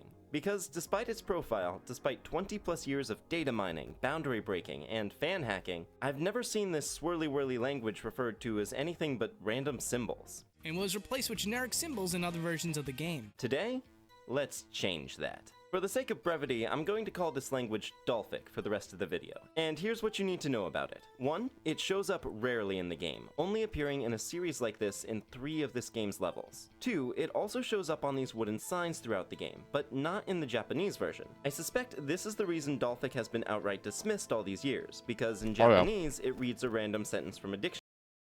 Thank you, Levi, for gifting us up to Trakipatik. And hey, Traki, what's up?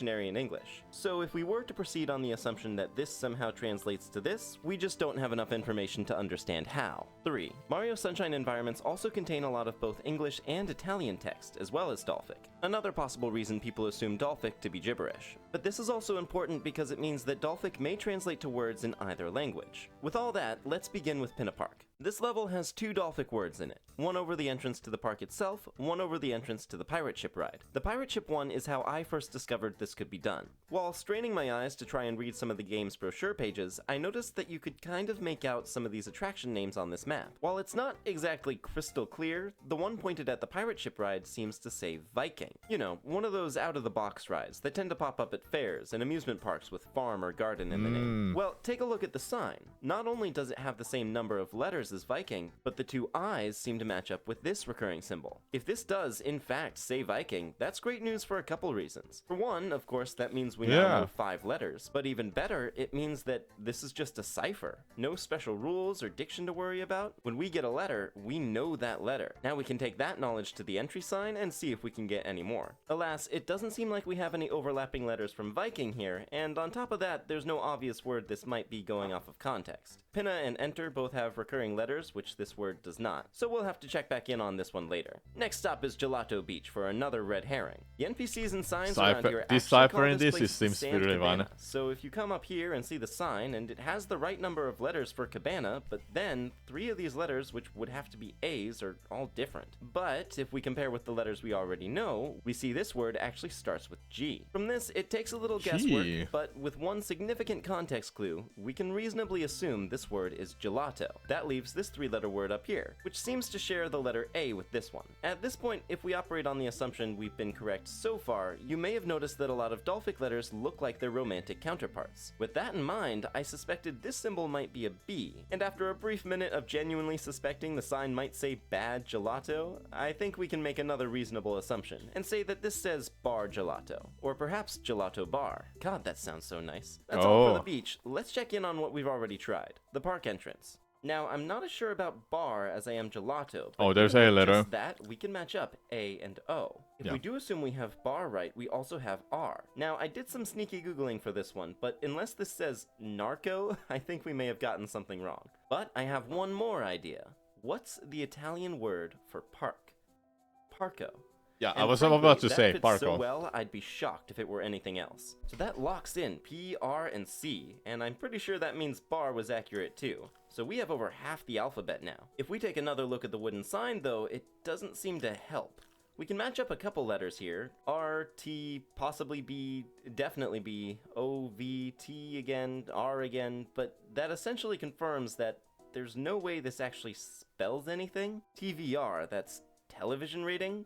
Tequila Vodka Red Bull? If this is an Easter egg, it's one that I think only the people who put it here will understand. It does give us at least one more unknown letter to look out for, though. The second letter is extremely compressed, but I think it's basically an upside-down T. And this fourth letter, while possibly a B, is really distinct from what we understand a B to be. So we'll have to move on and hope Noki Bay will be more fruitful. Noki Bay is way more fruitful. The brochure has 4 symbols on it, which actually spell Noki. This place is covered in Dolphic symbols, but most of them are standalone, and the letters don't seem to be related to the function of the ruins at all. We can possibly maybe assume that the sun symbol is a letter we haven't seen yet, but it's impossible to know which one. In fact, arguably, assumptions are all we have.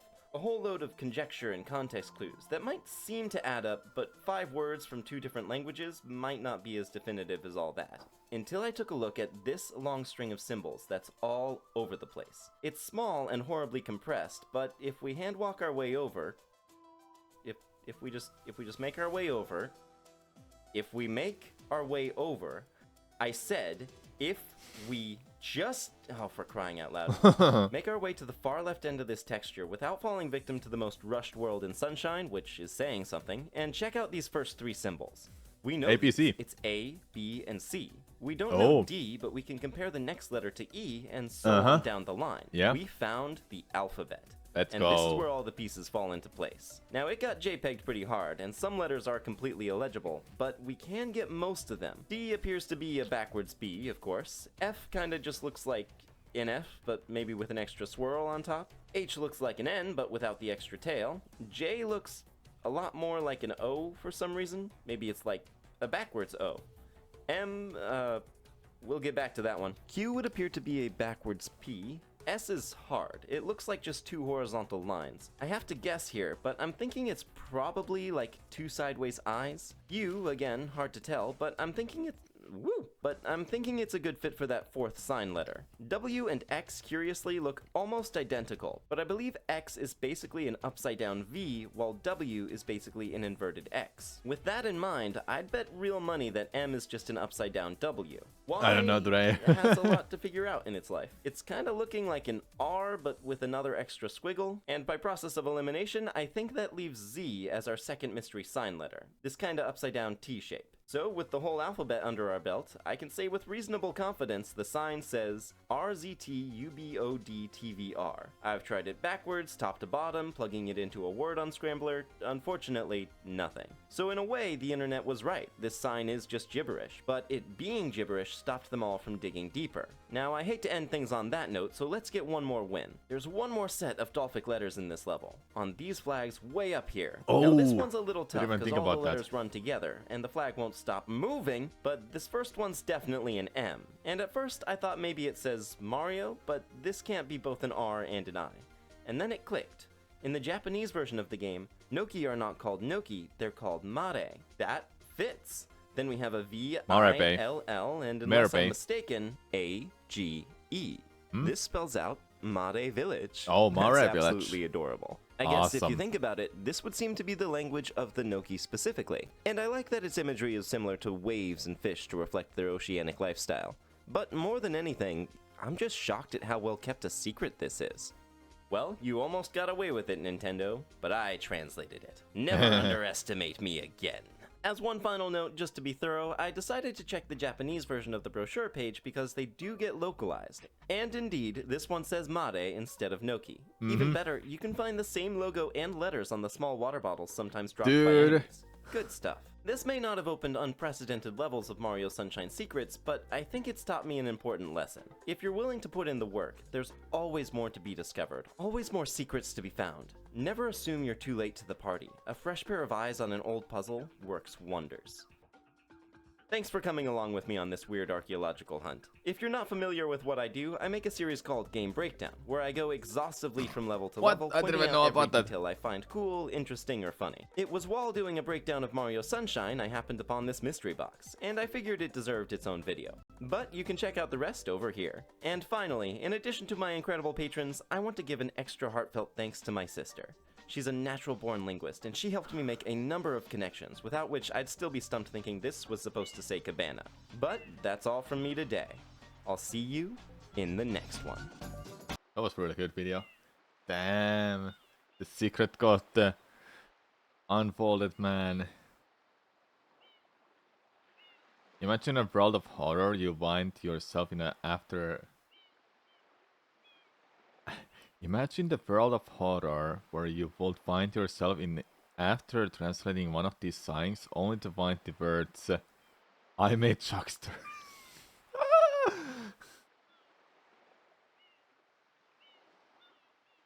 Alright. Time to play video games.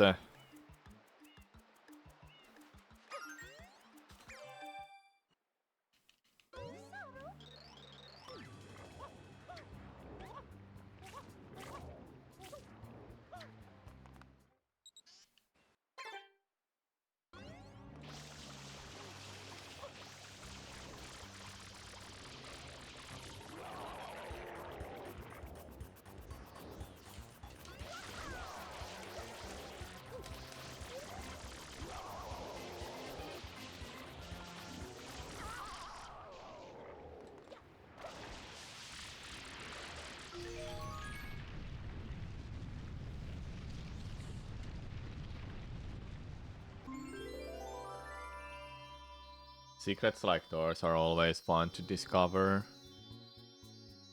When someone puts time and dedication to this. Quite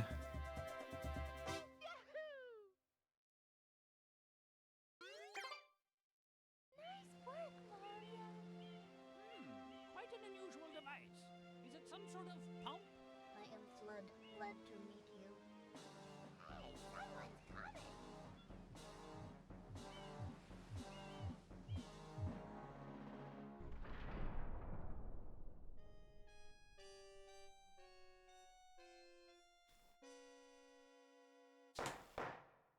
Court is now in session.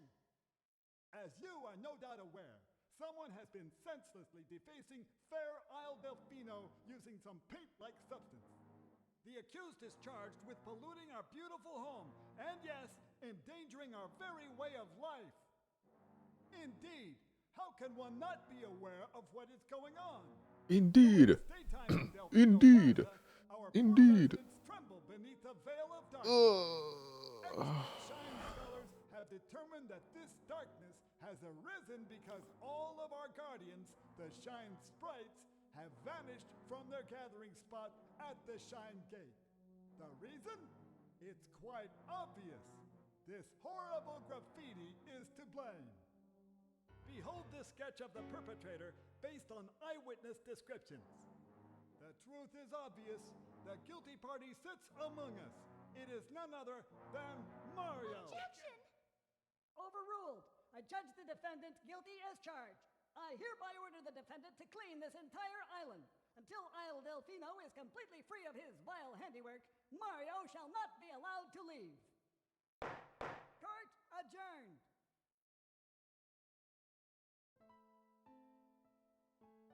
This appears to be quite a predicament, Mario.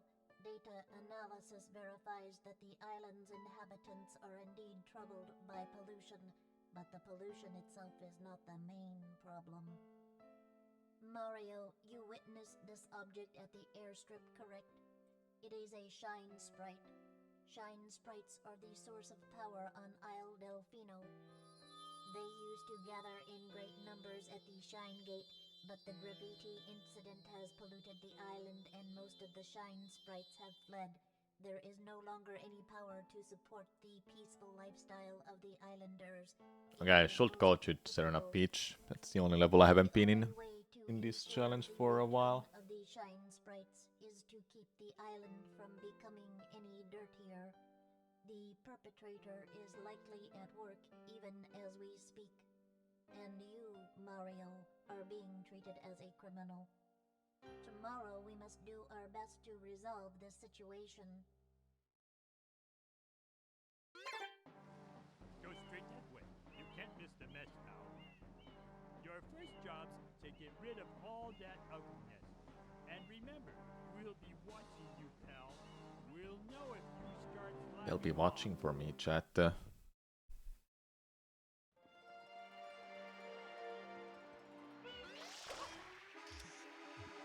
Okay, I should do Bianco Hills first. I haven't made it to the second secret yet.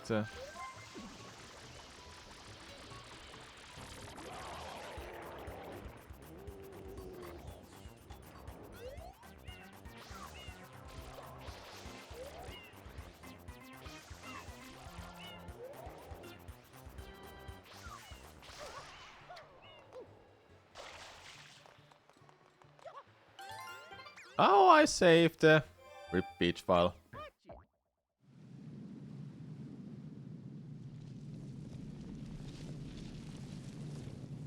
Now we just need to send a letter to Nintendo written in that language.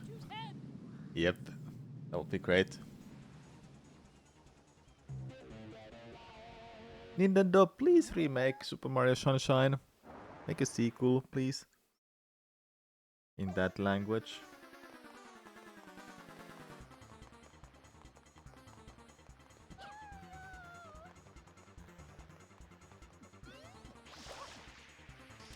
Mario.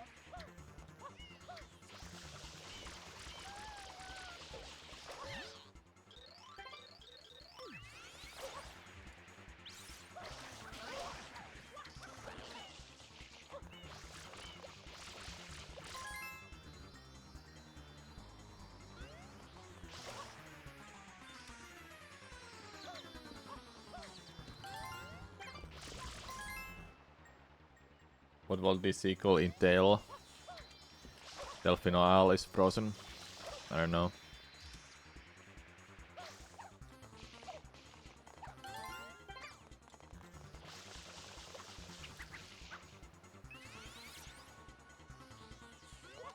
Climate change hits Delphino.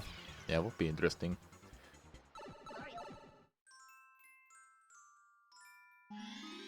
Okay, I just noticed in a layout that I should move some stuff around. Okay, hold up. No, this all stuff should be on the left side of the screen.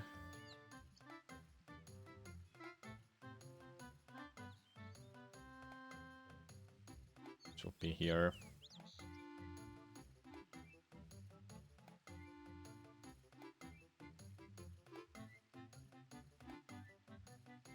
What just happened? No way! Everything is messing up now.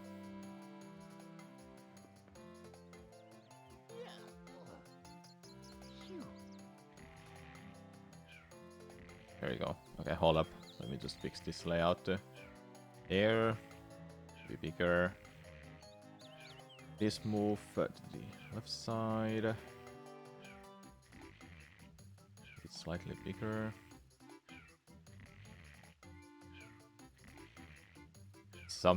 Say something in the chat, please. I'm gonna be moving stuff around.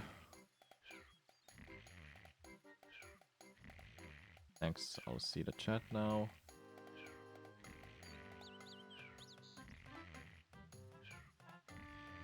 It can be bigger.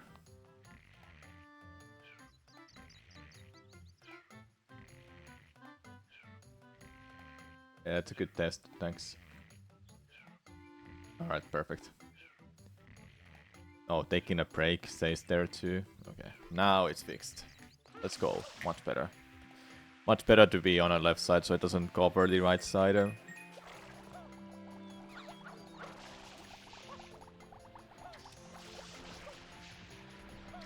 Especially covering the flood icon and water amount.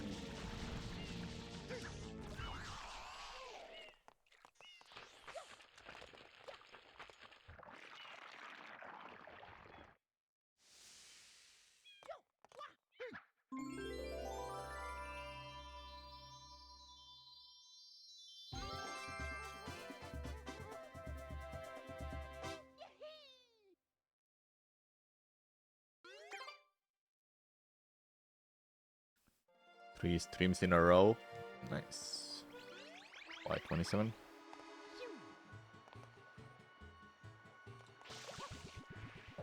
Hey. Oh, stop being happy, Toad.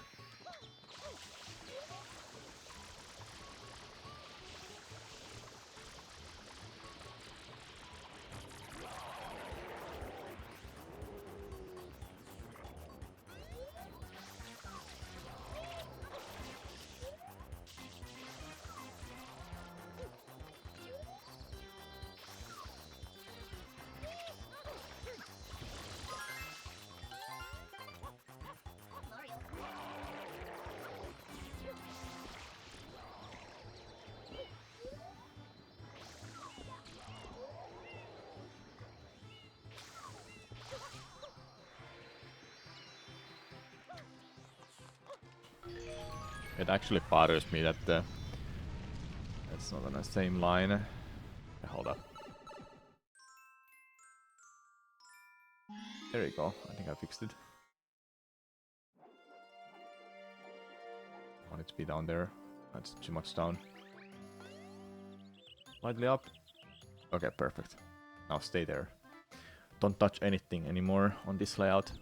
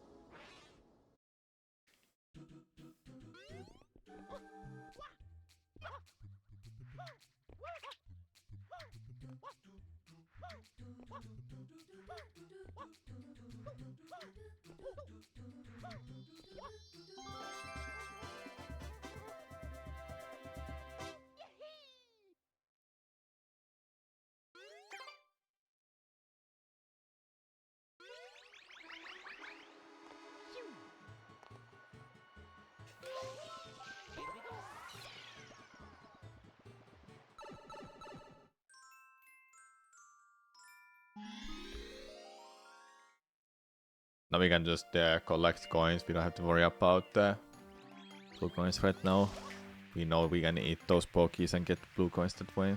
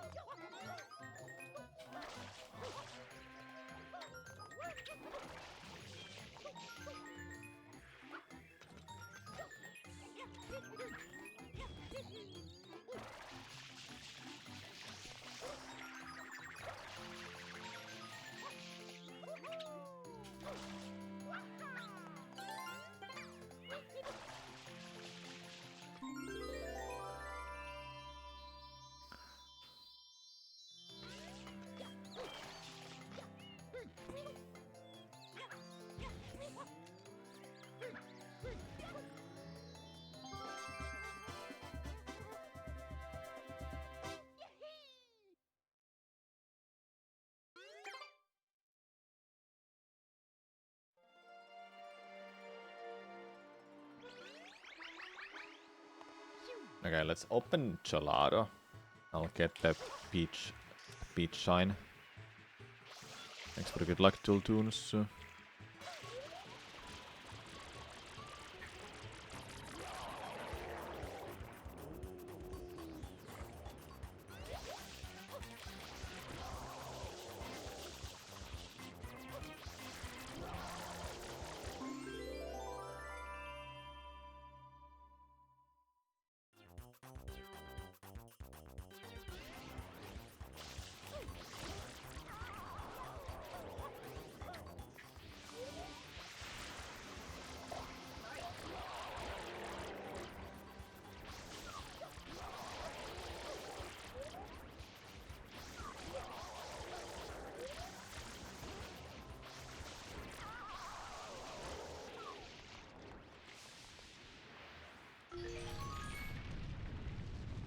Hey Warrior Creeper, did I see the arbitrary code execution speedrun that came out 2 days ago? Yeah, I saw it.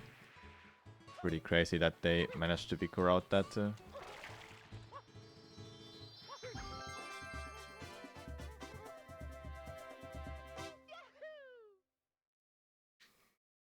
was thinking, is that gonna be RTA viable? Because it would make a great speedrun. I'm saying this as a joke, by the way, because the joke is that it's 7 minutes of cutscenes, then 2 minutes. Yeah, like Trust said, 2 minutes of gameplay. Would be an absolutely fantastic speedrun.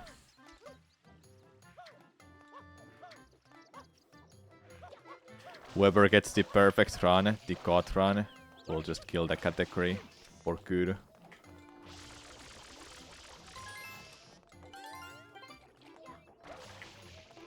Delpico said they used 4 controllers at the same time, so probably not. Are you saying that's impossible? I have 4 controllers. I can definitely do that. I mean, these things could be a really good copy of emotes. Damn, didn't even think about that. You say it's impossible? Well, it might be actually.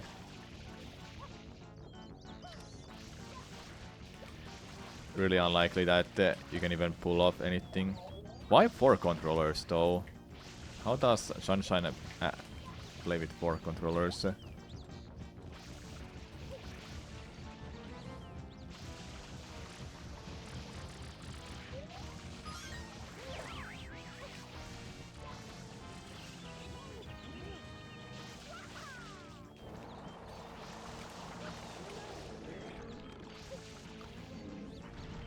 If I had to guess, those other 3 controllers were used to write the arbitrary code.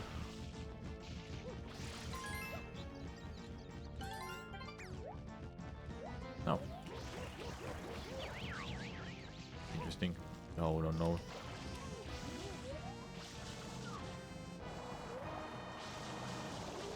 How it works, but also Emperor OT running code on all 4 ports.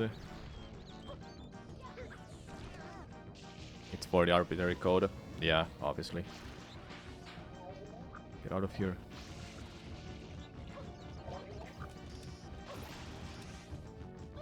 Yeah, I got the 4th best pattern. Let's go. Or whatever that is.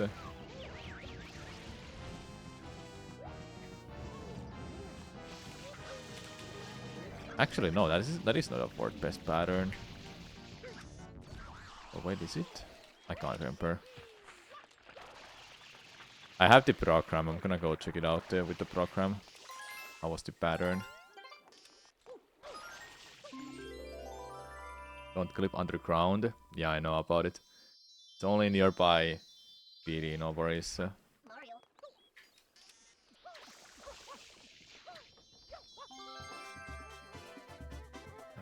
Do I have it still here? Where is it? PD pattern tool. Found it. Okay, so the order was this. No, reset.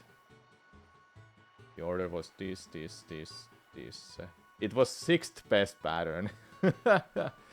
Cool. You wanna see the first kind of pattern, chat? It will be like this, then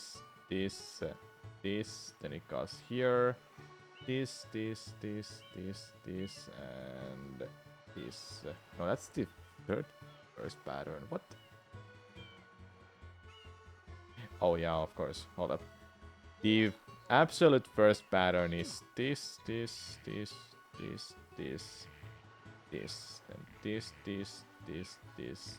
Yeah, there we go. We got it.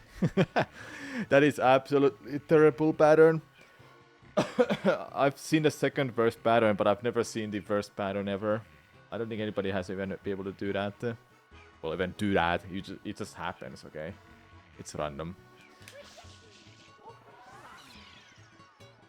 So my best pattern, my run, this run had 6th best pattern. That's what I'm trying to say. Oh no, not this secret. I think I'm just gonna chicken out on everything and do this absolutely normally.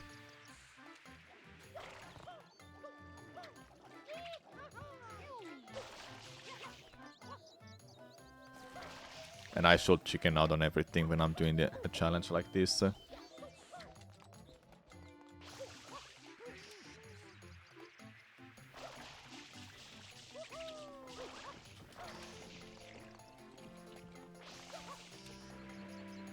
Hold up.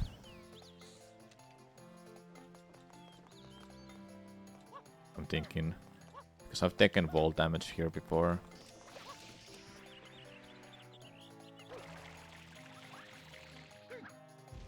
There we go.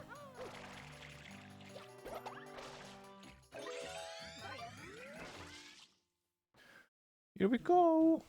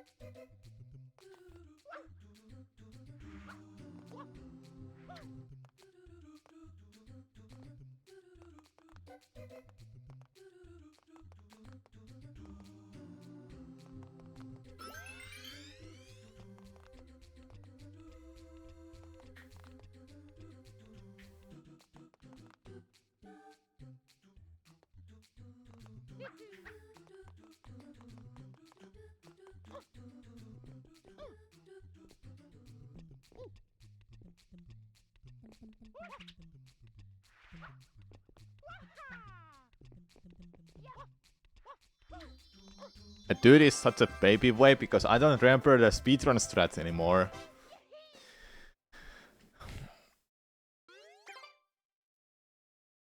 These baby steps are gonna be a killer at some point. Taking it too safely, then I will just die. You cannot pause mid-air in this game. In Mario 64, you can pause mid-air, but you cannot leave the level while being mid-air. You have to be on ground.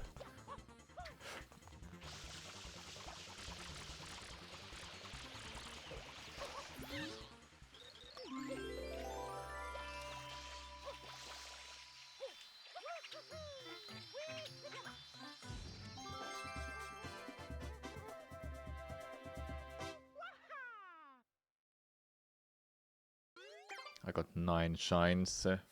What levels I have open? I have everything open. I'll do GPS, I guess. Gelato Peach Skip. Oh my god.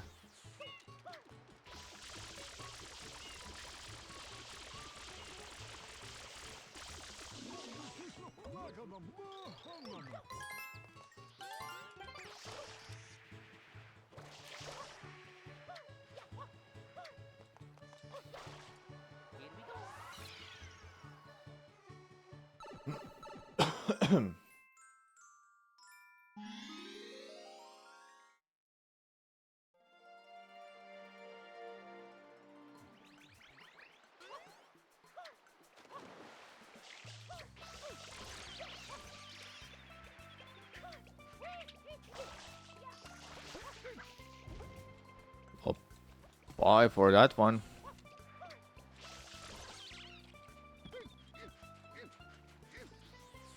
So remember what does this sign say, chat?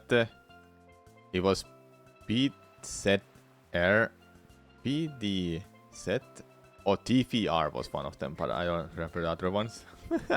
Yeah, we watched that video.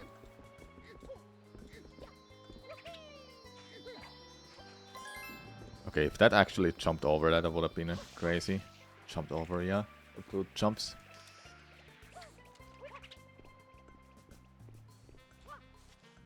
No, no, no, no, no, no, no, no, no, no, no, no, no, stop doing that animation.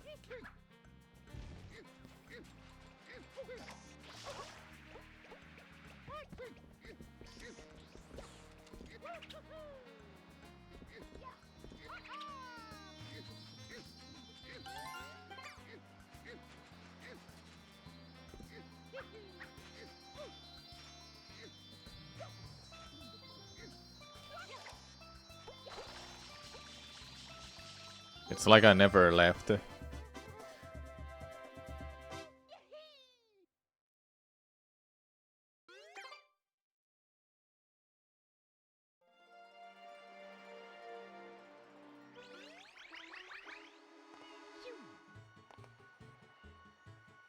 I'll do this one.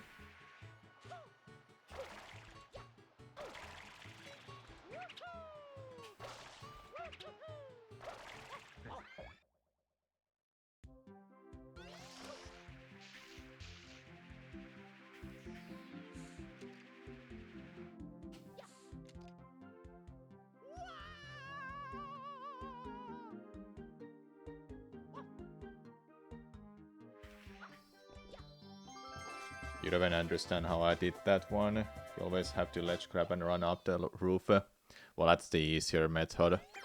That one I do is a harder method, and it's not even the fastest. If I recall correctly, the fastest one is doing running up the roof as well, but much faster or something stupid.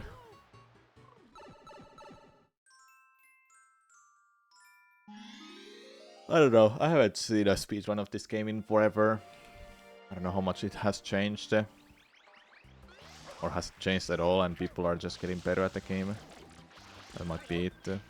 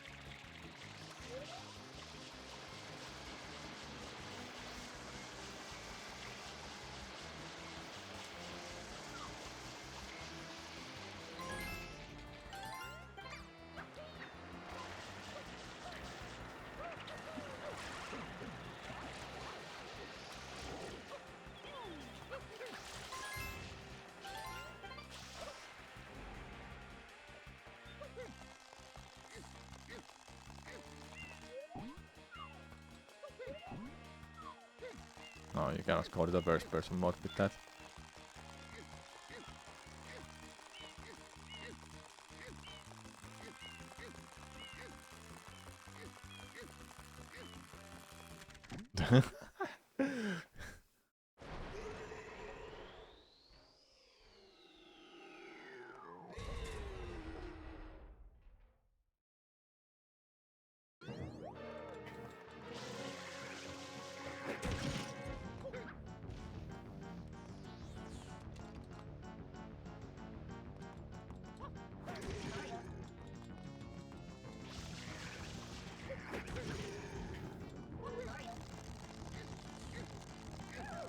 This guy gave you nightmares as a kid.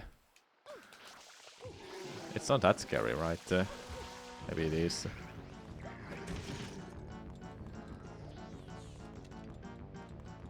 Oh! Oh!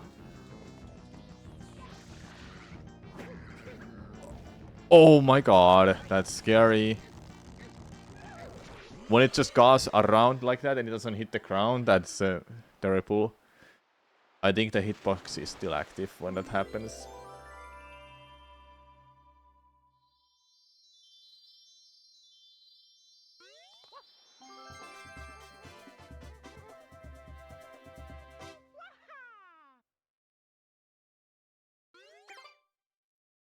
See? Scary? Yeah, I guess so.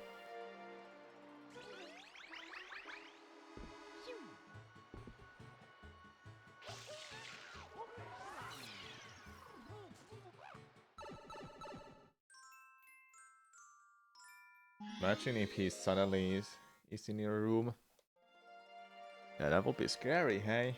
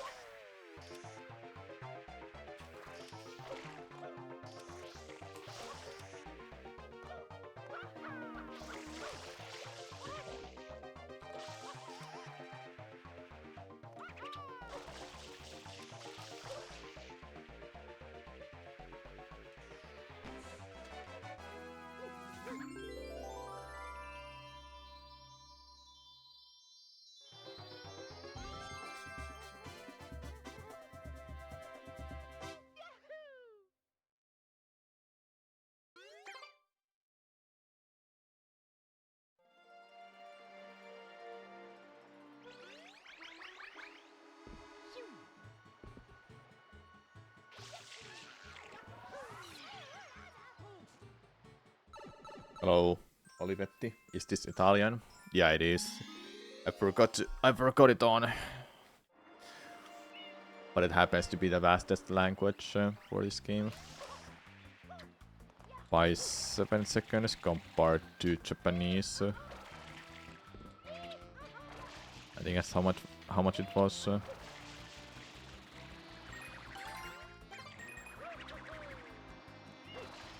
that's too bad.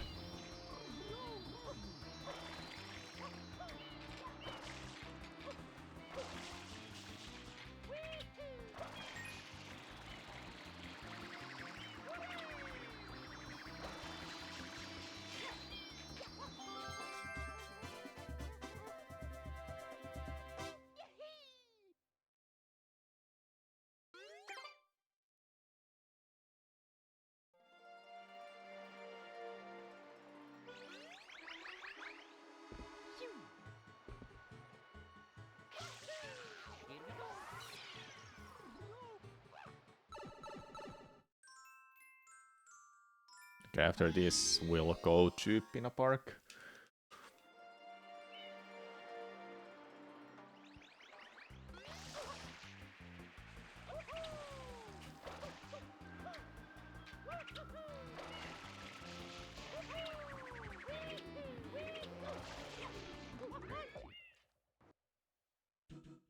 I've never been to Italy, can't really say. Ah, ha, ha, ha. My friend has. She's been there.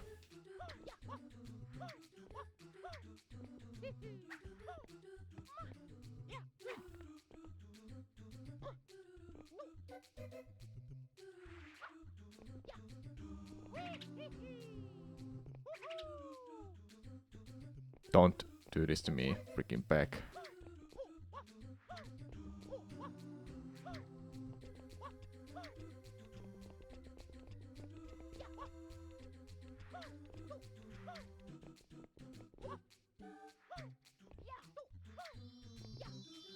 Good.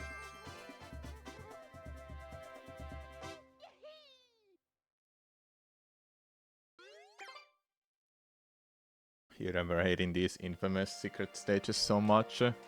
Just like everybody else. And they were kinda rough.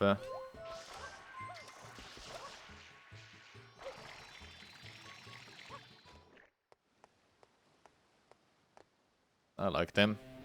But back in the day, did I like them? Not really. Coded game. Wish you good luck. Thanks, Tofu. Yeah, it's a coded game.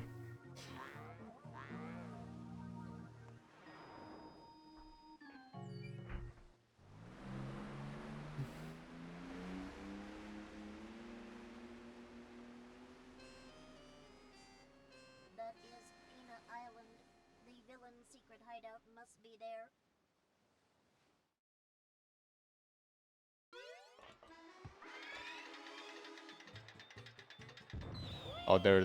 How there be a challenge? This isn't the NES era anymore.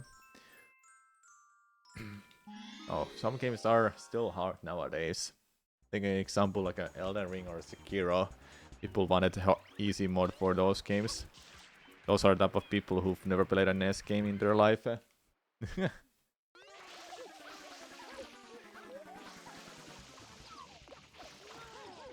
Please hit that.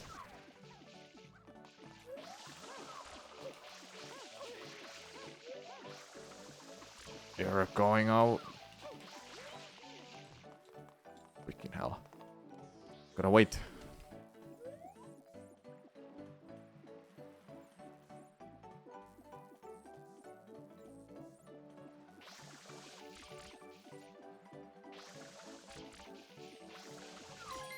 Got it.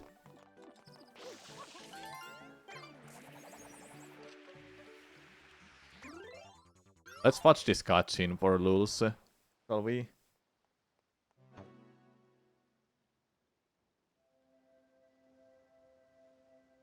Yeah, those games don't mess around. I did beat Mario 3, but I've never beaten Mario 2 US version. What other NES games I never beat? Oh, you remember Tiny Toons? That one I actually managed to beat, and I'm so proud of myself being able to complete that one. What happened? Did the perpetrator get away? Tiny Toons was there's a couple levels, then there's a secret after each level or something. It was so crazy. There was this Wild West aura that was just impossible in my opinion, but when I got through that I was like, whoa, I'm so good at this game all of a sudden. And this was like, I don't even know, 15 plus years ago or something. You don't know that one? Okay. They rarely watched the cutscene. Yeah, it's a good one. Nobody watches that cutscene. I'll leave you with this next cutscene too. Then I'll go grab some wood and then we'll take a break. Alright. And we'll watch that YouTube video about Banjo-Kazooie. That's gonna hit the leg. It hit its crotch.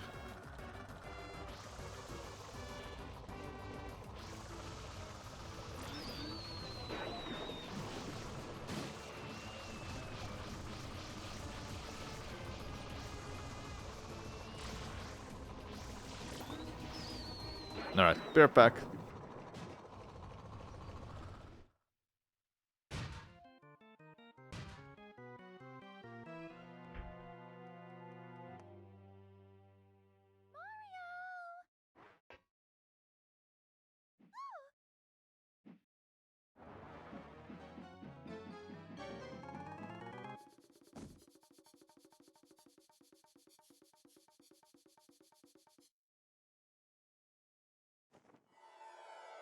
Leave my mama alone, you bad man. I won't let you take Mama Peach away. Mama? Mama Peach?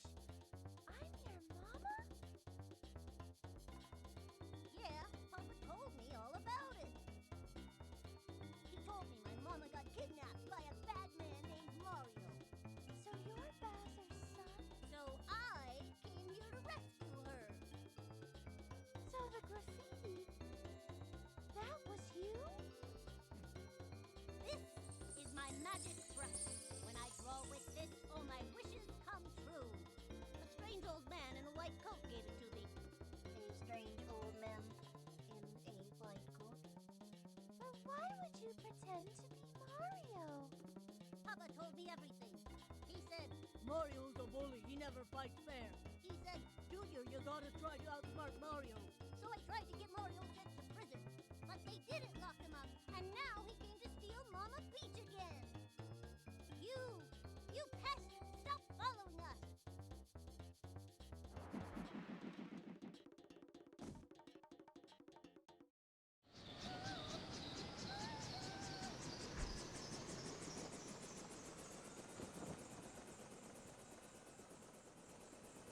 No, not again.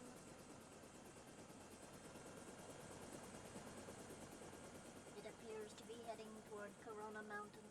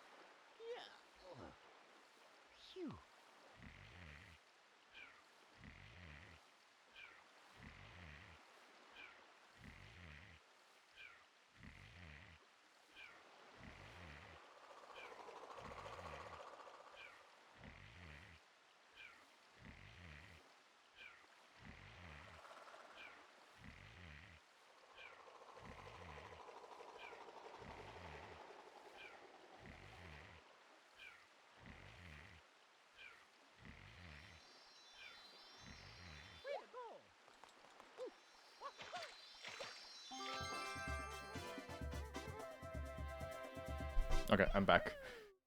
Let's take a break and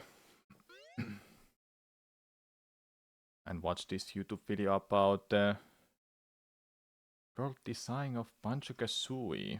This is a type of a video I've been wanting to watch for a while. Also, I'm eating. All right.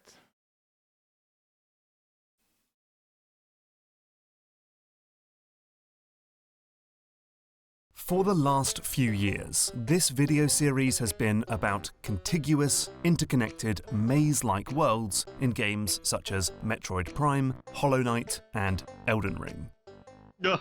So, you might be surprised to see me feature a pair of colourful collectathon platformers with disconnected worlds. But there's a method to my madness. You see, while Banjo-Kazooie is definitely divided into distinct levels with little to no overlap, the sequel, Banjo-Tooie, is far more interconnected and complex. Almost all of the levels join up through short. Yeah. Okay. Complex. Almost all of the levels.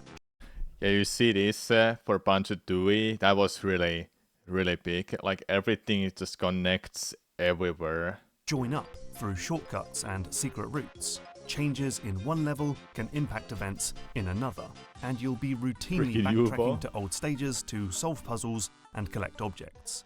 It is, at times, a Metroidvania. But is that actually an improvement over the first game, or just needless complexity added to a winning formula? Well, let's find out. I'm Mark Brown, and this is Boss Keys. Now, before we can talk about Banjo-Tooie, we have to start at the start and look at the first These game games of look the series, interesting. Banjo-Kazooie. They're amazing. They're so This amazing. Nintendo 64 gem, though I'm playing the Xbox Live Arcade version for this video, started life as an isometric adventure game about a boy and a bunch of pirates for the Super Nintendo. But after switching hardware and seeing how Nintendo had changed the platforming paradigm with Super Mario 64, the game radically shifted to become a 3D platformer about a bear with a bird in his backpack. And that Mario 64 inspo can be felt pretty strongly. The game features a sprawling hub world. This time it's the lair of series baddie, I didn't like it, Matilda the Olivetti. Witch. The hub But I played it a lets little you bit, transport only to a little bit. collection of uniquely themed worlds, like an Egyptian desert and a snowy Christmas land. Inside, you'll collect shiny golden tokens, jigsaw pieces, and musical notes rather than stars and coins. And those tokens give you access to new parts of the hub and, in turn, new worlds. Plus, while there's loads of stuff to find and do if you want to completely 100% finish the game, you only need a few Jiggies, to face the final boss and finish the game. But Banjo is definitely not a straight rip-off. Banjo and Kazooie feel quite different to control when compared to Mario. The whole game has a snarky British sense of humour. You're not booted out of worlds when finding Jiggies, something Mario wouldn't change until Odyssey. And I'd say the game leans slightly more on puzzle-focused challenges and less on ones that reward pure platforming prowess. So the game features 9 levels. There's Mumbo's Mountain, Treasure Trove Cove, Clanker's Cavern, Bubble Gloop Swamp, Freezeezy Peak, Gobi's Valley, Mad Monster Mansion, Rusty Bucket Bay, and Click Clock Wood. All culminating in a totally unorthodox final level, a high-stakes game show featuring trivia related to the game you just played. Grunty's Furniture Fun was like the hardest thing ever to me because I didn't understand English at the time. I was always stuck here. I couldn't beat the game because I didn't understand English. These levels are fairly small and compact, but even still, they feature a number of clever tricks to help you orient yourself in the level. Stages are usually split into distinct zones, like Gobi's Oasis, Sphinx, and Pyramids, to break the level into organised chunks. You also get plenty of weenies, those giant landmarks that provide a constant visual guide no matter where you are in the stage. Some levels use a hub and spoke system, like Bubble Gloop Swamp, where the 5 different zones fan off from a single central area. Yeah, I never talked about it. Levels feature additional sub-rooms. They are always accessed from clearly identifiable doorways, like the pyramids in Gobi's Valley and the boat in Rusty Bucket Bay. So it's easy to remember where they are. All of this stuff makes it easy to know where you have and haven't been in the level, and they help you return to places you've already visited, which you may need to do at certain times. For instance, some levels feature environments that are impossible for Banjo and Kazooie to traverse, like these super slippery slopes in the hill on Mumbo's Mountain. However, Banjo can unlock helpful transformations like a walrus that can survive icy water or a termite that can, crawl up slippery slopes. Now you can go back to that area and make further progress. Now, much like Mario 64, the levels are separate and standalone. What happens in Mad Monster Mansion stays in Mad Monster Mansion. But there are a few exceptions to this rule. Like in every level, you are able to collect all 10 Jiggies before moving on to the next stage, if you so wish. However, in World 5, Freeze Easy Peak, there's a Jiggy that requires the Turbo Trainers, which won't be unlocked until World 6, Gobi's Valley. This makes it the one instance where you can't get all 10 tokens on your first visit, and so you'll have to go back to a previously explored world if you want all the Jiggies in the game. There's also at least one moment where your actions in one level will have an impact on another. If you annoy Gobi the camel in Gobi's Valley, he'll leave and show up in a later level, but if you ignore that quest line, he won't appear. Also, each level has a button that will make a Jiggy appear in the hub world, so you'll have to remember to track it down when you exit the stage. And you can actually leave levels while transformed, which can be used to solve puzzles in the hub. The termite transformation can be used to scale a steep hill outside Mumbo's Mansion, for instance, and the pumpkin from Mad Monster Mansion is needed to squeeze through this small gap. And there's also one level that cleverly shifts and changes depending on how you enter the world. I'm talking about the sometimes polarizing 9th level, Click Clock Wood. You open this level by hitting a flower switch and go inside to find a giant tree during the rainy spring season. Climb to the top of the tree and you'll find a sun button that will open another door. This was in such the a cool hub, level. which, when entered, will bring you back to the exact same tree, but now in the summer. There are bees about, the tree has new leaves, And the the music lake has changes dried based up, on which the gives you season too. access to another button and lets you come back to the level again, this time in autumn, and of course once more for winter. Is there any kind of a game that does the similar thing? There's one area, just one area, but it changes based on what season you have. Well, obviously I can think of one. Oracle of Seasons, obviously. Many of the Jiggies in this level require you to solve puzzles across separate seasons. For example, you can plant a seed in spring, water it in summer, and get a Jiggy in autumn. Or hatch a baby bird in spring, feed it caterpillars in summer and autumn, and then watch it grow into a mighty eagle in the winter. And you can break this rock while the lake is dried up in summer, only to find that the path behind it is too steep. So you'll have to come back in autumn when the water's back and swim up to finally get your reward. It's the sort of challenge that requires thoughtful consideration of the level and how it can change and adapt, and it rewards you for returning to the right place some at minor the right things time. like that too. It's a Misopia. truly memorable level, reminiscent of Zelda dungeons and those clever Mario 64 stages that change depending on how you enter the world. It was also one of the hardest levels to make, according to designer Greg Mayles, who said it took twice as long as the other stages. And it's slightly infamous among some Banjo fans who find it more frustrating than fun due to the verticality, having to do the same tricky platforming in all different seasons, and the pain of falling down and having to do the whole thing all over again. It just goes to prove that it's easy for a clever idea to stumble due to implementation, a topic I'm sure we'll be returning to. So overall, Banjo-Kazooie is a really fun collectathon platformer with memorable characters, collectibles, and worlds, and a few clever ways to have the levels break out from their distinctly different zones. But for the sequel, released 2 years later, Rare decided to make interconnectivity a key part of the game, ensuring that every world would have some connection to another part of the game. But let's press pause on that for now, and start by talking about the levels individually and separately, because we need to know how they work alone before talking about how they intersect, and also because changes in Banjo-Tooie end up turning each level into a mini Metroidvania of sorts. So this time, the 8 levels are Mayahem Temple, Glitter Gulch Mine, Witchy World, We'll watch it Jolly for Rogers halfway through, Lagoon, then we'll continue. Pterodactyl Land, Sunshine, okay. Grunty Industries, I'm done eating. Hailfire Peaks, and Cloud Cuckoo Land, with another game show at the end to top things off.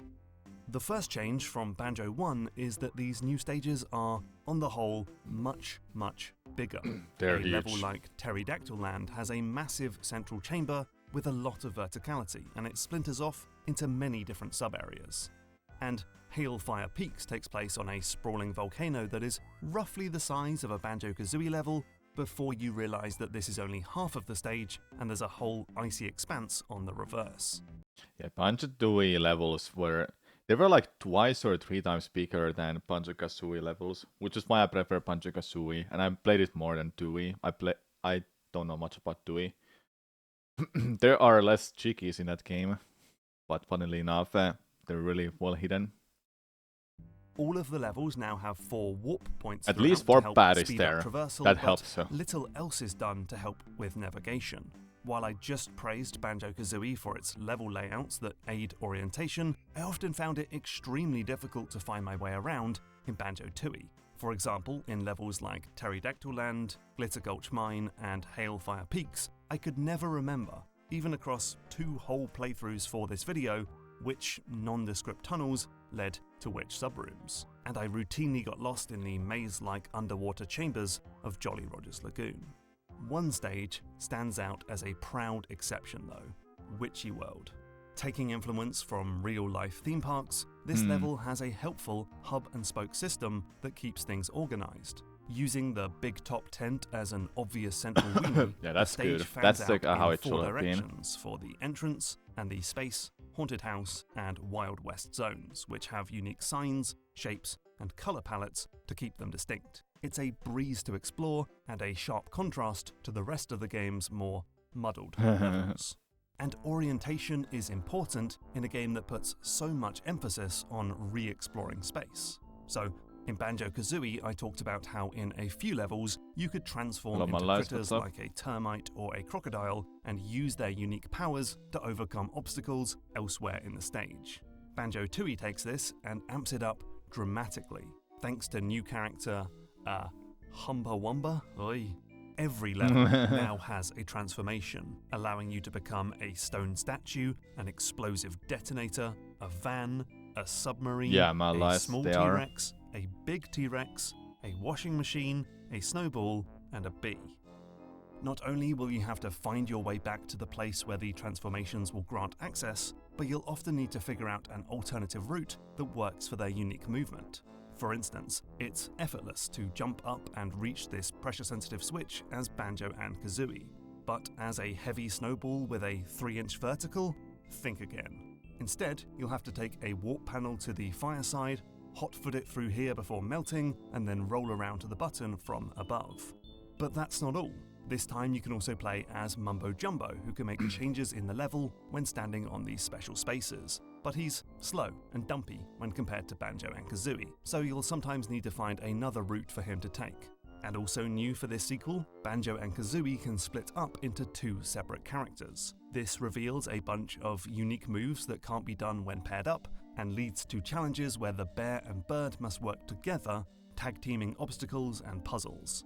All of this stuff is pretty cool, forcing you to understand the level and its various paths and routes, and make intentional plans for how you'll get around with the unique abilities of the different characters. But this fun gameplay is let down in implementation, and not just by the confusing level layouts that make it tough to even find the place that you need to use the transformation. No, the real culprit is the tedium of actually activating these transformations. For instance, in Witchy World, you find this shut-down Dodgems ride. So you go all the way to Mumbo and switch to him. Go back to the Dodgems to power up the ride. Oh my god, Inside it's this is one. a money box. So Maybe back to I don't Mumbo to remember become Banjo and Kazooie, then to Humba Wumba to become the van. Back to the Dodgems to pay the entry fee, then back to Humba Wumba to turn back into Banjo Kazooie, and then back to the Dodgems to finally play the minigame. There's similar frustration in finding one of these manholes which grant new abilities, only to be told that you need to split up and come back as either Banjo or Kazooie alone to actually learn the new move. And look, It's not Rare's worst game for this sort of character-changing nonsense, and the warp pads certainly do help. But it's still just needless bloat and backtracking that creates tedium and discourages free-form exploration and experimentation. A button to break Humberwumber's magic spell and turn back into Banjo, or a button to call your partner back to you, would be a really nice addition.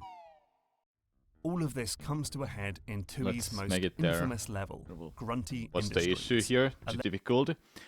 Banjo Tui's thing is that it's such a massive game compared to Kazooie. Like the Tui, it added split up. You can split Banjo and Kazooie. The world is twice or three times bigger. There's a lot more puzzles, a lot more mini games, and it connects. Every world connects with each other. It's just a massive game, so that's kind of the problem of that. With the Water Temple for perplexing Nintendo 64 owners. So this level is humongous, a 5-floor factory with an extra basement and rooftop for good measure. It's not too bad to navigate thanks to clear signs above most of the doors, but you'll probably need a notepad to remember what's on each floor. The true complication then comes from constantly changing characters. Many sections require you to split up, especially as Banjo needs to transport batteries around in his empty backpack to unlock electro-powered doors. Mumbo needs to make his way to various pads to turn off machinery, but the results are usually temporary, so you'll need to rush around to make full use of the change. And then there's the level's special transformation, Grunty's Industries best designed level. This allows access to service lifts I've had and some special rooms, but for some inexplicable reason, you can't use the warp pads. The machine also can't jump very high, meaning you'll often need to find alternative routes to get around. In fact, much of the level involves making routes and paths for the other playable characters, like dropping this Mumbo pad down from the attic, or lowering an elevator so the washing machine can pass this small gap. This leads to endless backtracking and character swapping. Now, many of the changes you make are permanent one-way modifications to the level, so it's more like slowly unpicking a knot rather than the brain-melting puzzle box shenanigans of a Zelda dungeon. But it's still a lot to keep in your head, as you must remember the status of so many floors, doors, and subrooms. Without good memory or notes, you can be wandering around aimlessly forever. Most players will spend double the time on this level than this any boss. other in the game. Now, I did actually enjoy this level quite a lot because I'm a sicko, but I get the backlash. Even Rare agrees that it was a lot to take in and that a decent in-game map would have helped things dramatically. So that's the individual levels. But now let's zoom out and look at the game as a whole. Okay, let's check this out Because first. at first glance, the game is I got so hooked structurally in for similar watching this. to Banjo-Kazooie. There's a hub world, this time the Isle of Hags, where we can access the different levels. Each But think world about the has first 10 time jeckies to find playing again, this game. and they can be used to unlock stages further into the hub. But even from the very first level, Mayahem Temple, things are different. We're immediately faced with obstacles that we can't overcome with the abilities on hand. And if you head through this tunnel and check the menu, you'll realize that you're actually in a completely different world, Pterodactyl Land, which you won't explore properly until you unlock World 5. It soon becomes clear that Banjo-Tooie is not a set of disconnected stages like Banjo-Kazooie, but actually an interwoven web of worlds that must be taken as a complete package. And this interconnectivity comes in a few different flavors. There's backtracking to old levels with new abilities, crisscrossing between worlds through shortcuts, and making changes in one world to create a knock-on effect in another. So let's start by... Okay. Let's stop it there, and we'll finish watching this after we've continued this attempt. Okay, I promise you we'll check out the rest of the video. But right now we're gonna end it there. Banjo-Kazooie is just if you play it for the first time, or you played in a long time. After not playing it for a long time, you just forget like where things are. But if you play it for the first time, oh boy, you're in a trouble, man. I just wanna collect shines.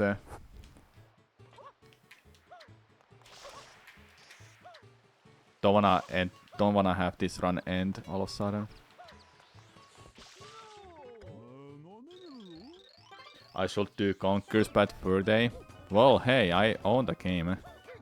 And I actually do like that game.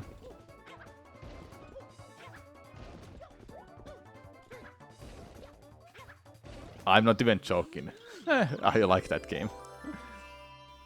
We should play it one day, if I just had a chance to play it. Well, I have an OSSC, I can play it. Those boxes did nothing to me. They were on my way of getting this shine.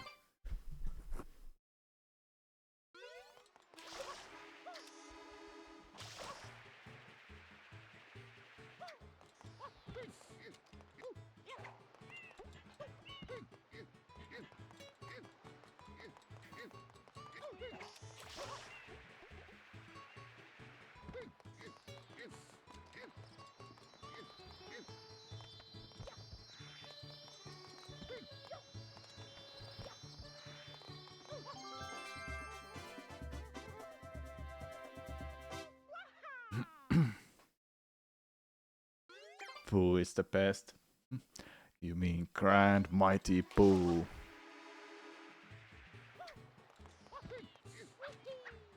I'm going to throw shit at you.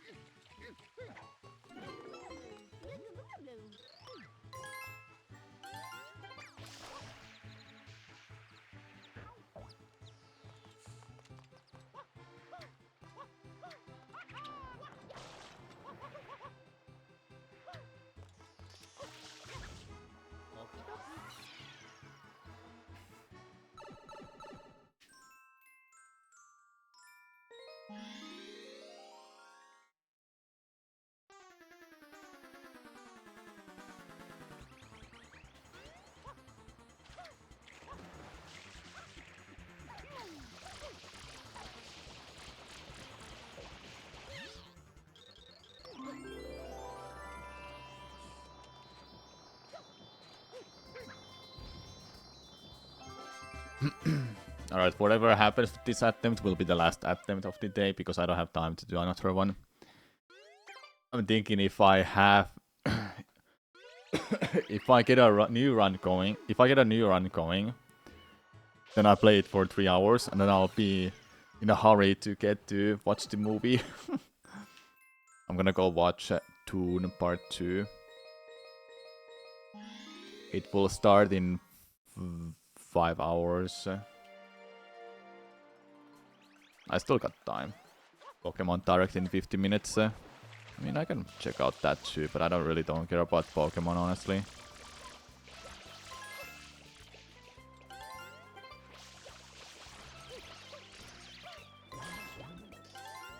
I'm one of those people who don't really care about Pokemon. They show nothing new. I mean, are Directs meant to show anything new? Sometimes they could be just showing some old stuff.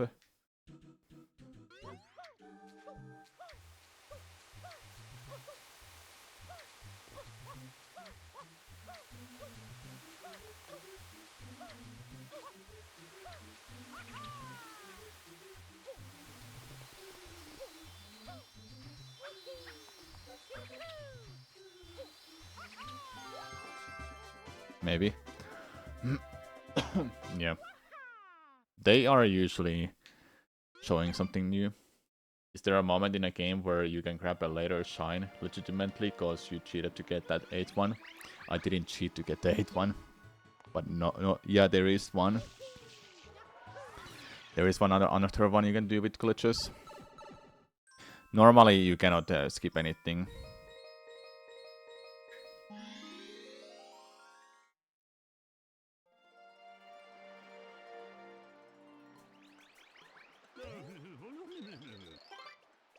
Hey Rotira, you're sad you're missing this, not at home. Feels bad, man.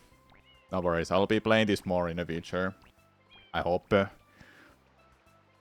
Depending how much I will enjoy Final Fantasy VII Rebirth, I'll play the Dawn, I know it.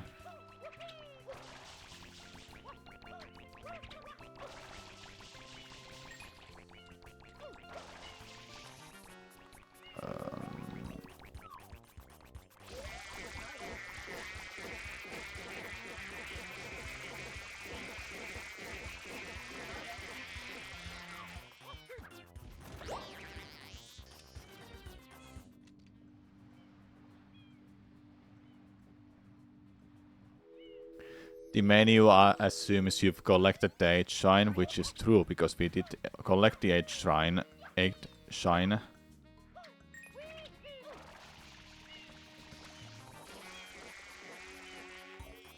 And why is it allowed that? Well, I don't know.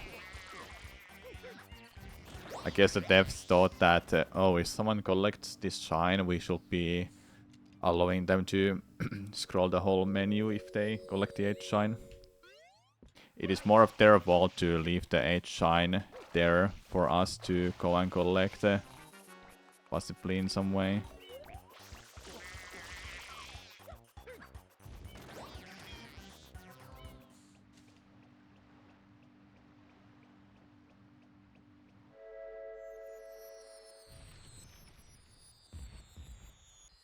But the previous ones are blue. Yeah, because it will be strange that you cannot select those ones. I don't know. I'm not a game developer, so I don't know how they talked about doing that part. Reminds of SM64 system. The SM64 system is that you can collect stars in any order you want. However, if you collected star number 6, for example, if you collected star numbers 4, you cannot collect. You cannot go and select 5 or 6, but you can select only the one that you haven't collected. So to simply explain it this way, I guess I have to drop this because I don't know how to explain it otherwise.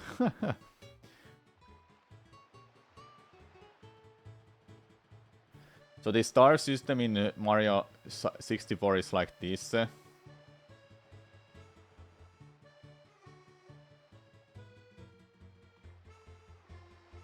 Let's say you collected this star, okay? But you always start from this star, right? So if you collect this star, these will all be open. But the only star you can still select are these ones and these ones. You cannot select these at all. That's how the menu calls for that. These are not even visible. These ones here are not even visible at all until you collect those stars, or you collect these ones. Then this one will be showing up. If you get 6 while being at 2, you can choose 5, 3, 4, 5, 5, 4, 3. If you're in a 6, if you've collected the first star, then you can select this. Then you can select this, and these will show up if you've collected them. But you cannot select these until you've collected this one, then this one, and so forth. Hopefully that makes it easier to understand how it works for that game. It works differently for Sunshine. Morning Taurus, what's up?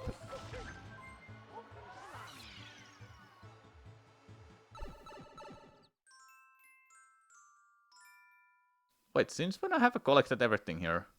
Well, I guess I will do this one. I don't remember doing this whole level.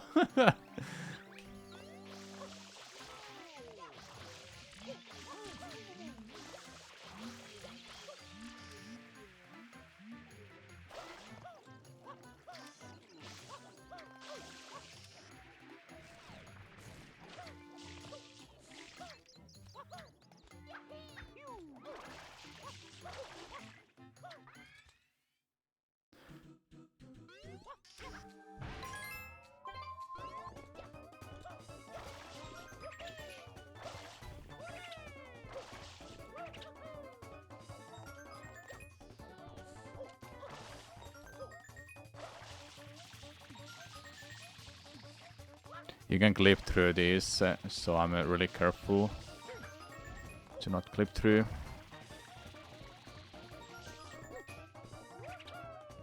And if you clip through, you can't react to it. You're just dead at that point.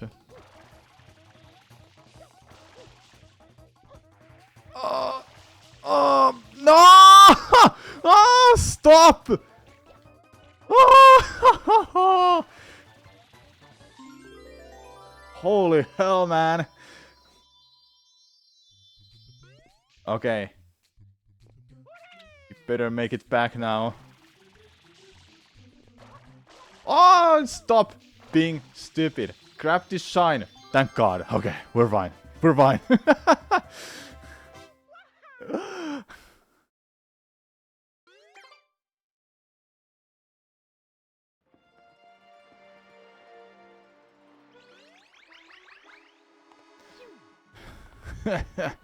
I was in complete control, man.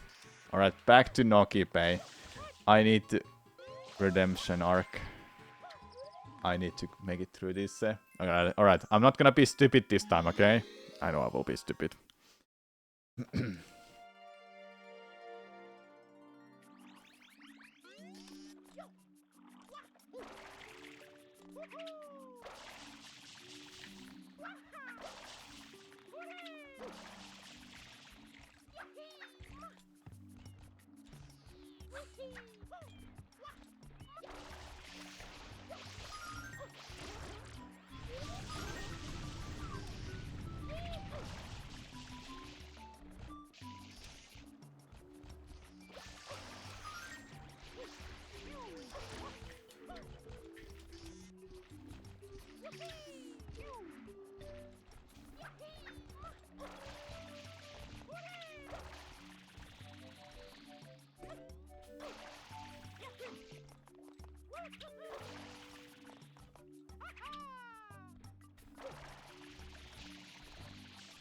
Good.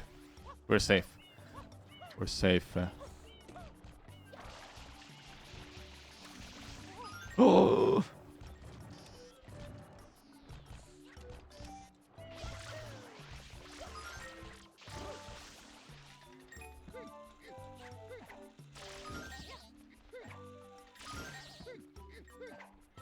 Hey, we did it!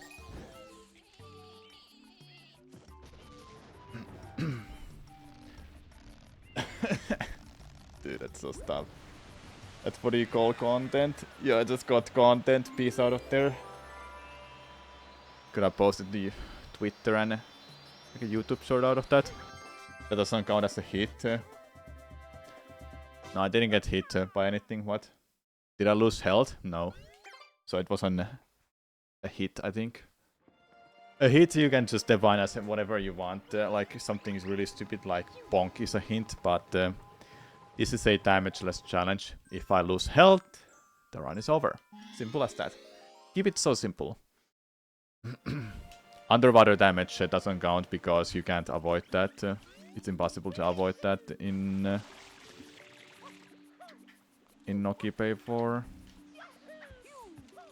and 8 as well.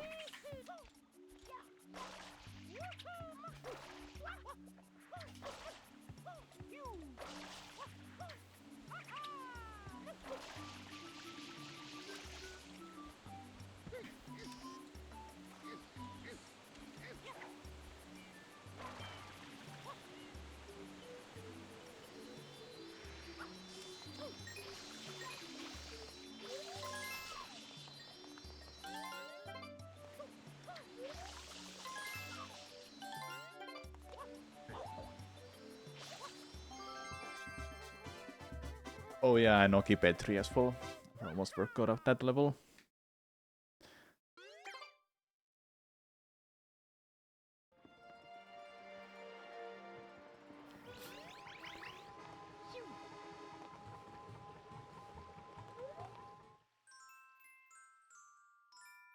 I sure know a lot of secret illegal tricks.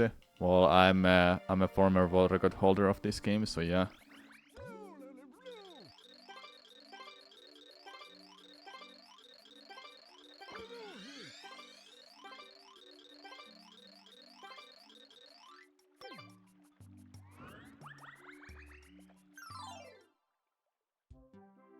Hello, Karandorf. Yeah, it's unlucky. No can do. It happened 2 years ago, so 2 years ago.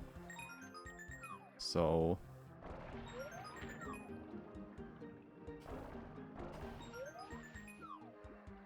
Oh yeah, Twitch went and changed that freaking thing for that Dino. Yeah, why did they change that? Why did they made it first?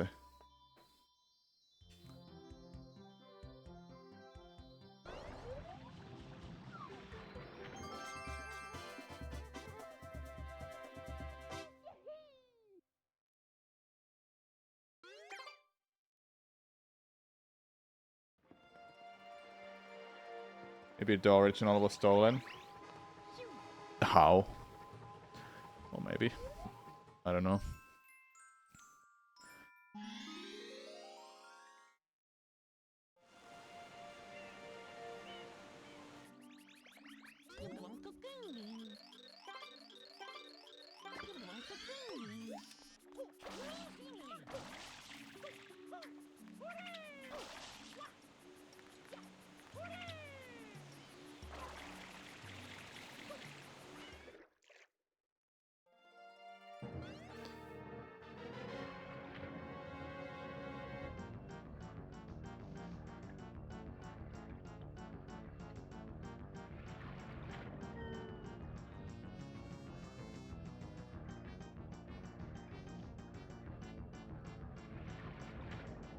Mario.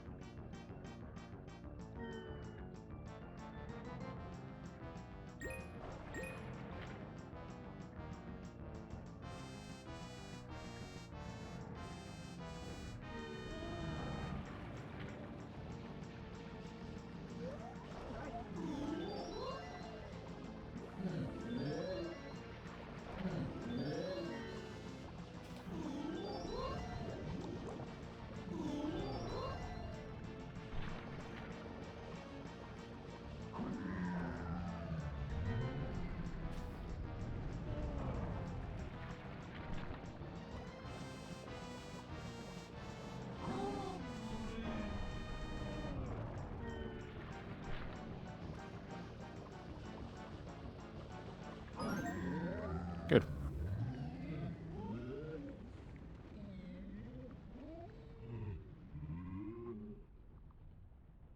My favorite boss fight.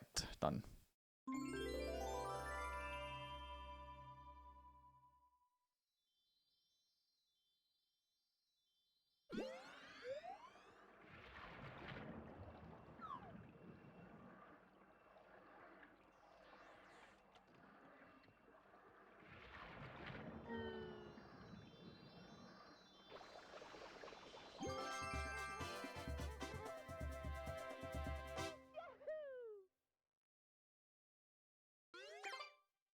Yeah, it's a weird game.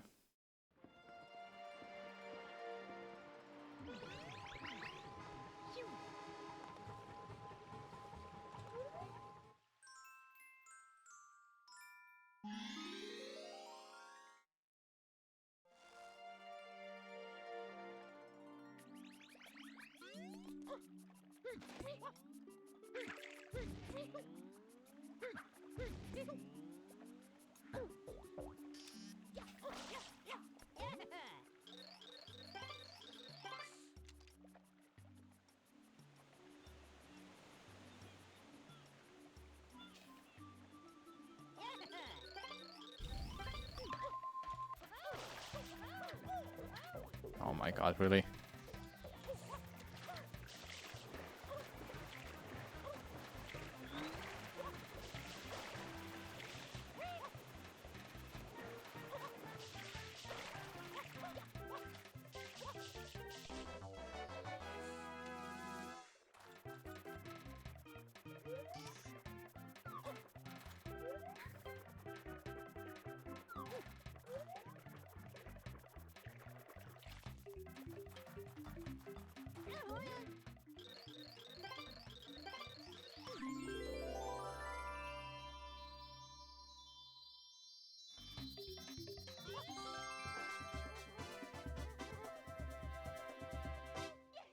What are the other 3 games, Modelize?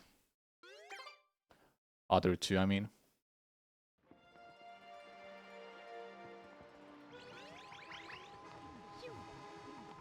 Races. Oh yeah, races. True, that's true.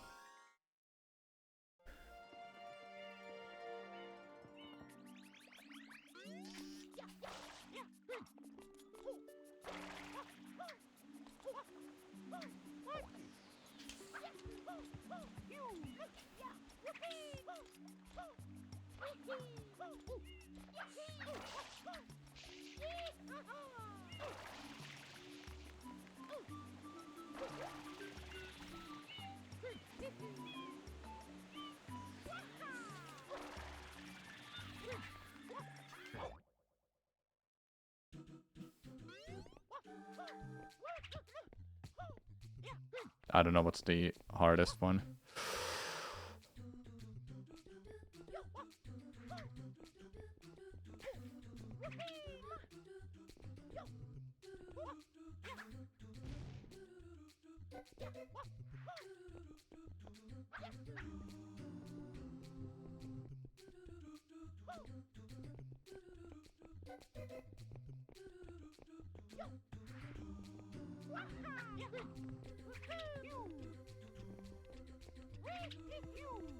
You don't take fall damage here at least, because not having blood means no fall damage to you.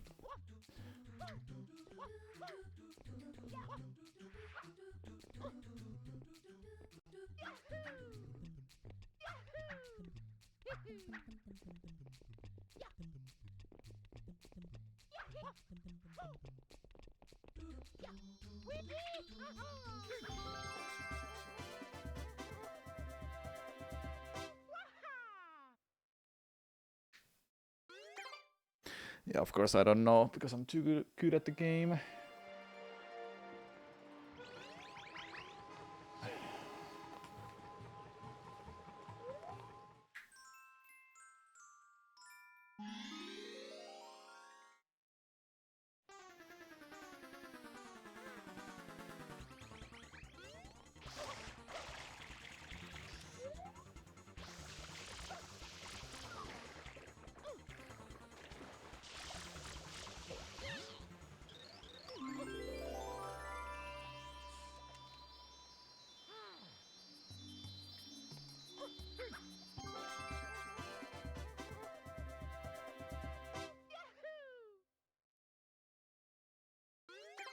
Okay, where do we go now?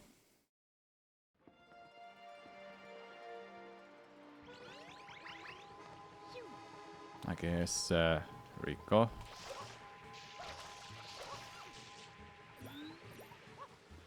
I haven't done Pachinko.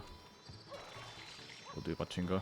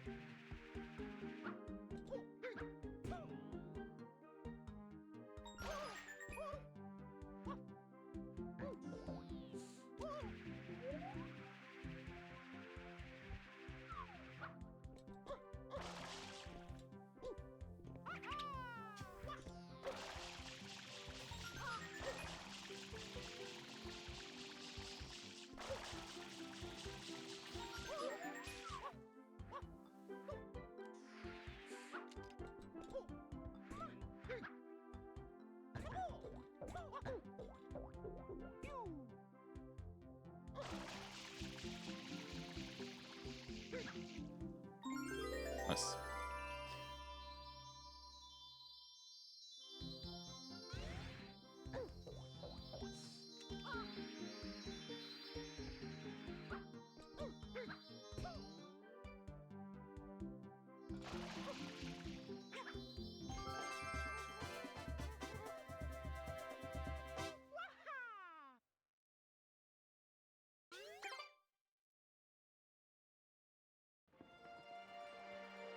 Let's do rest of Spina.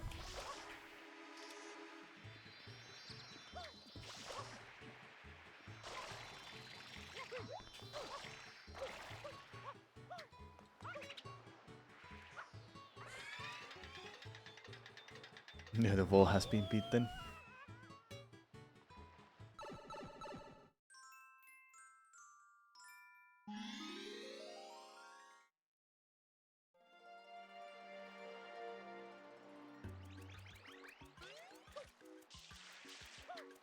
Okay, what something stupid will happen here? Oh, avoid that. Anything stupid you wanna do to me, game? Oh yeah, of course.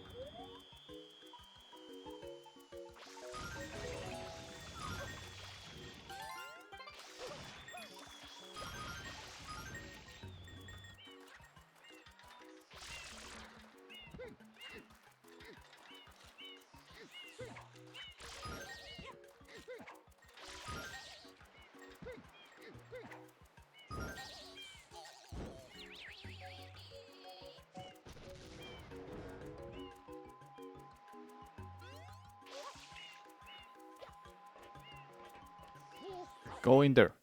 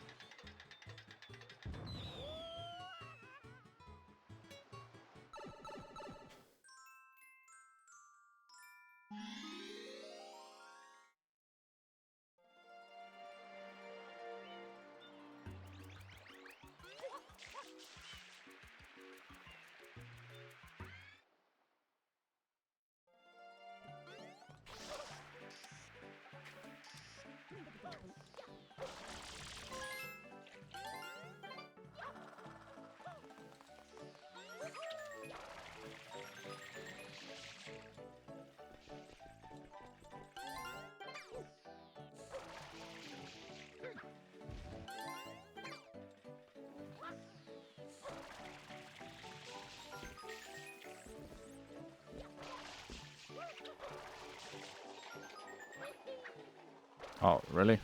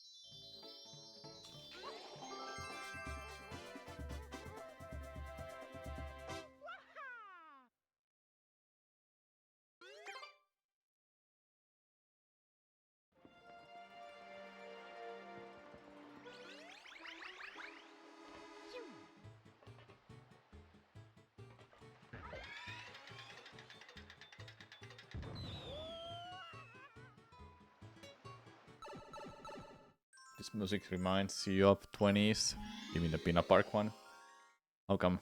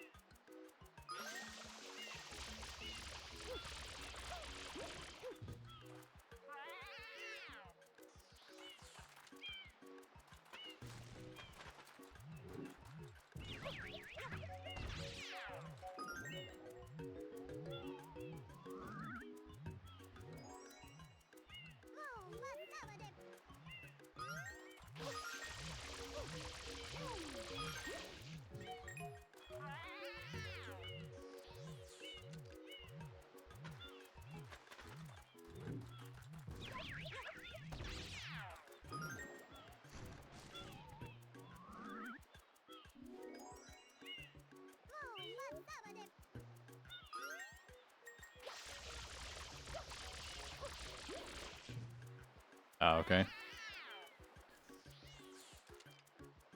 I gotta go to the toilet after this shine. I'll just do the last ground pound and I'll go to the toilet.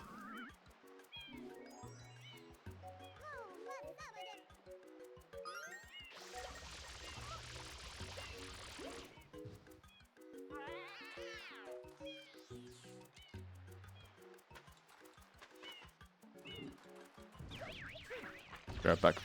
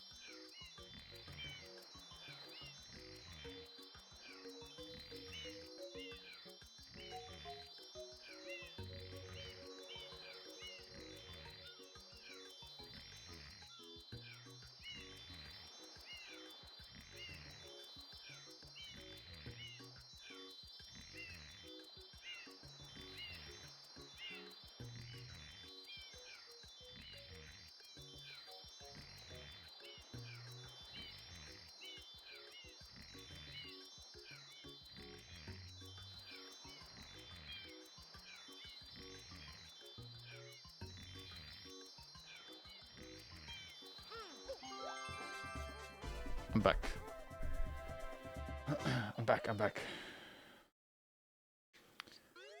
Thanks for the raid, DJ. What's up? Welcome everyone from DJ stream. I'm doing a damageless challenge of my own in Sunshine. Thanks for the good luck, everyone, and Muku as well.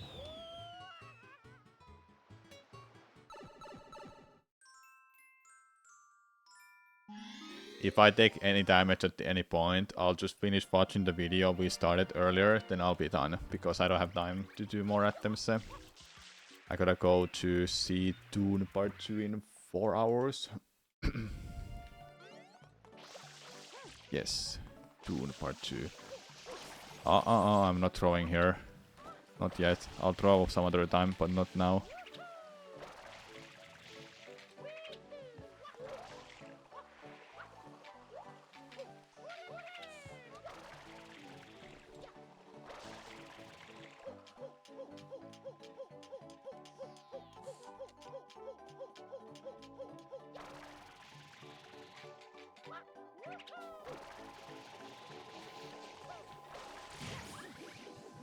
Did I used to run Metro Prime? Yeah, that's me. If you are thinking of Metro Prime Remastered. Or the original. Thank you, Panic, for Tier 3 subscription for 81 months. Oh my god, thank you so much, man. I appreciate it. Thanks for the good luck on this challenge. I'm kind of wanting to throw this run. Because I gonna wanna already leave to my friend's place. Talk to you sounded similar. Yeah. I've run Metro Prime, I've run Metroid Prime 2, I've run Metroid Dread. Lots of different games. Don't worry, I'm just gonna throw this run on purpose. Instead of throwing, I will just continue it on another day.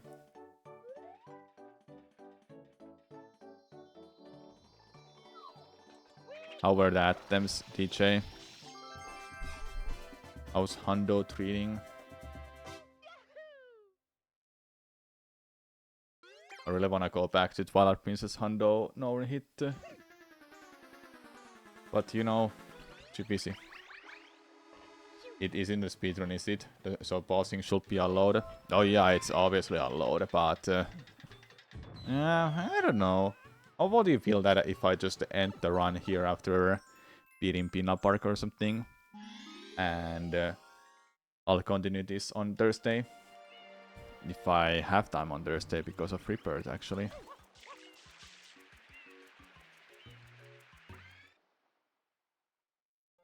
Got past Great Bay Temple. Sick.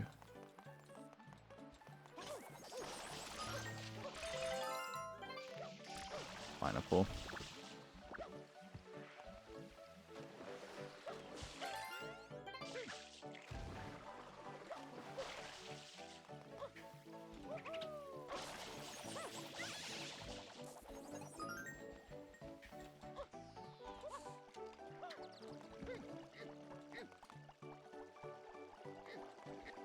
Yeah, I should just finish this world. Then I'll be back with this on another day.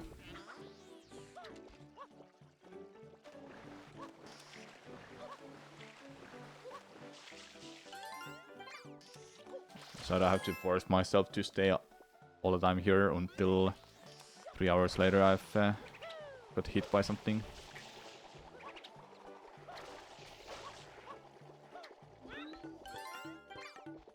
Yeah, I think I'll do that too.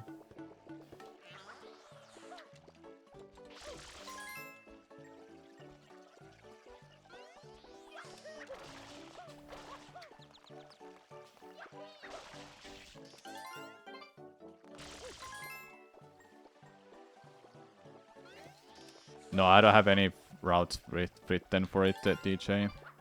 I did everything off by my memory. Oh my god, you were literally just flying by.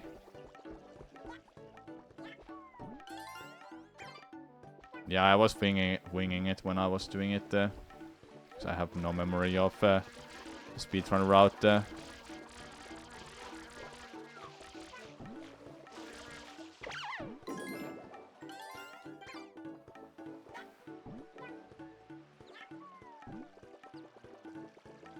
I'm thinking of writing down a route, DJ, because I want to have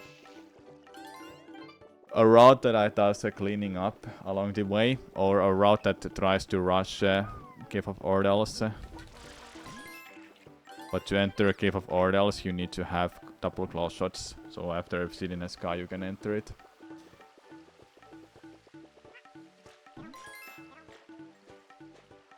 Yeah, glitchless makes sense.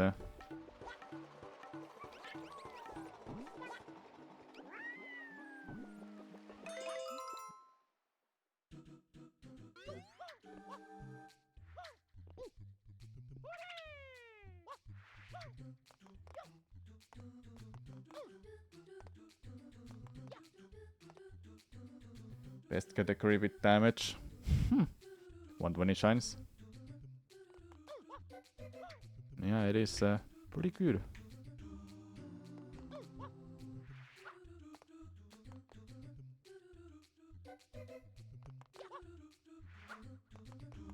You know what? I'll do this normally because I'm not trusting myself being able to do that jump every time. I mean, I will trust myself if I was running this game more often, but I don't run this game anymore.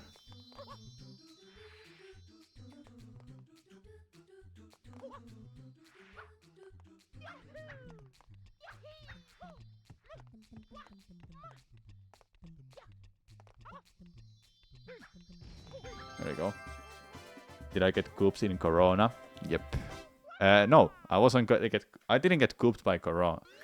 By the pot tube. It was bullet bill. I got hit by a bullet bill.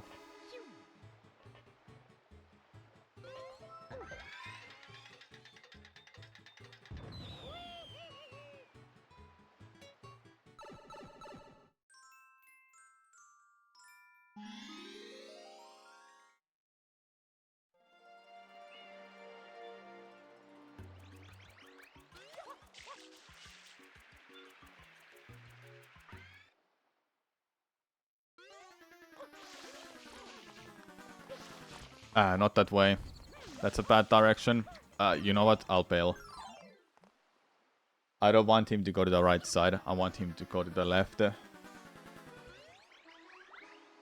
have to chase him around in the right side, and that's not good because there are Electro Koopas all the time. All around the arena area.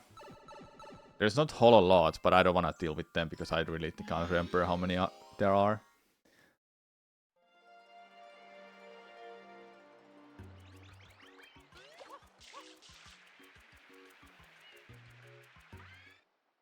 Left side is bad too. Both sides are bad. But left side is least bad.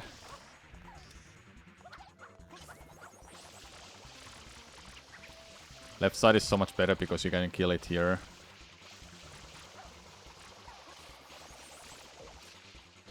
Like this is much better location.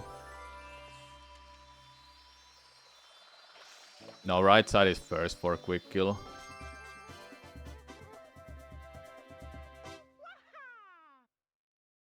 Okay, let's just end it here. And I'll continue this some other day, okay? I don't wanna kill the run, but I also don't wanna play 2 more hours for this because there is a chance I will actually get through for a long time. Then I will take a hit. Then I will be kind of in a hurry to get the run going. To get out and go watch the movie. I have to drive to my friend's place that takes an hour.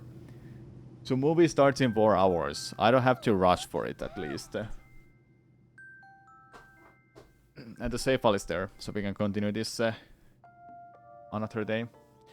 Though before I end the stream chat, we will finish watching this video about the world design of Banjo-Kazooie. Alright. What movie? Dune Part 2.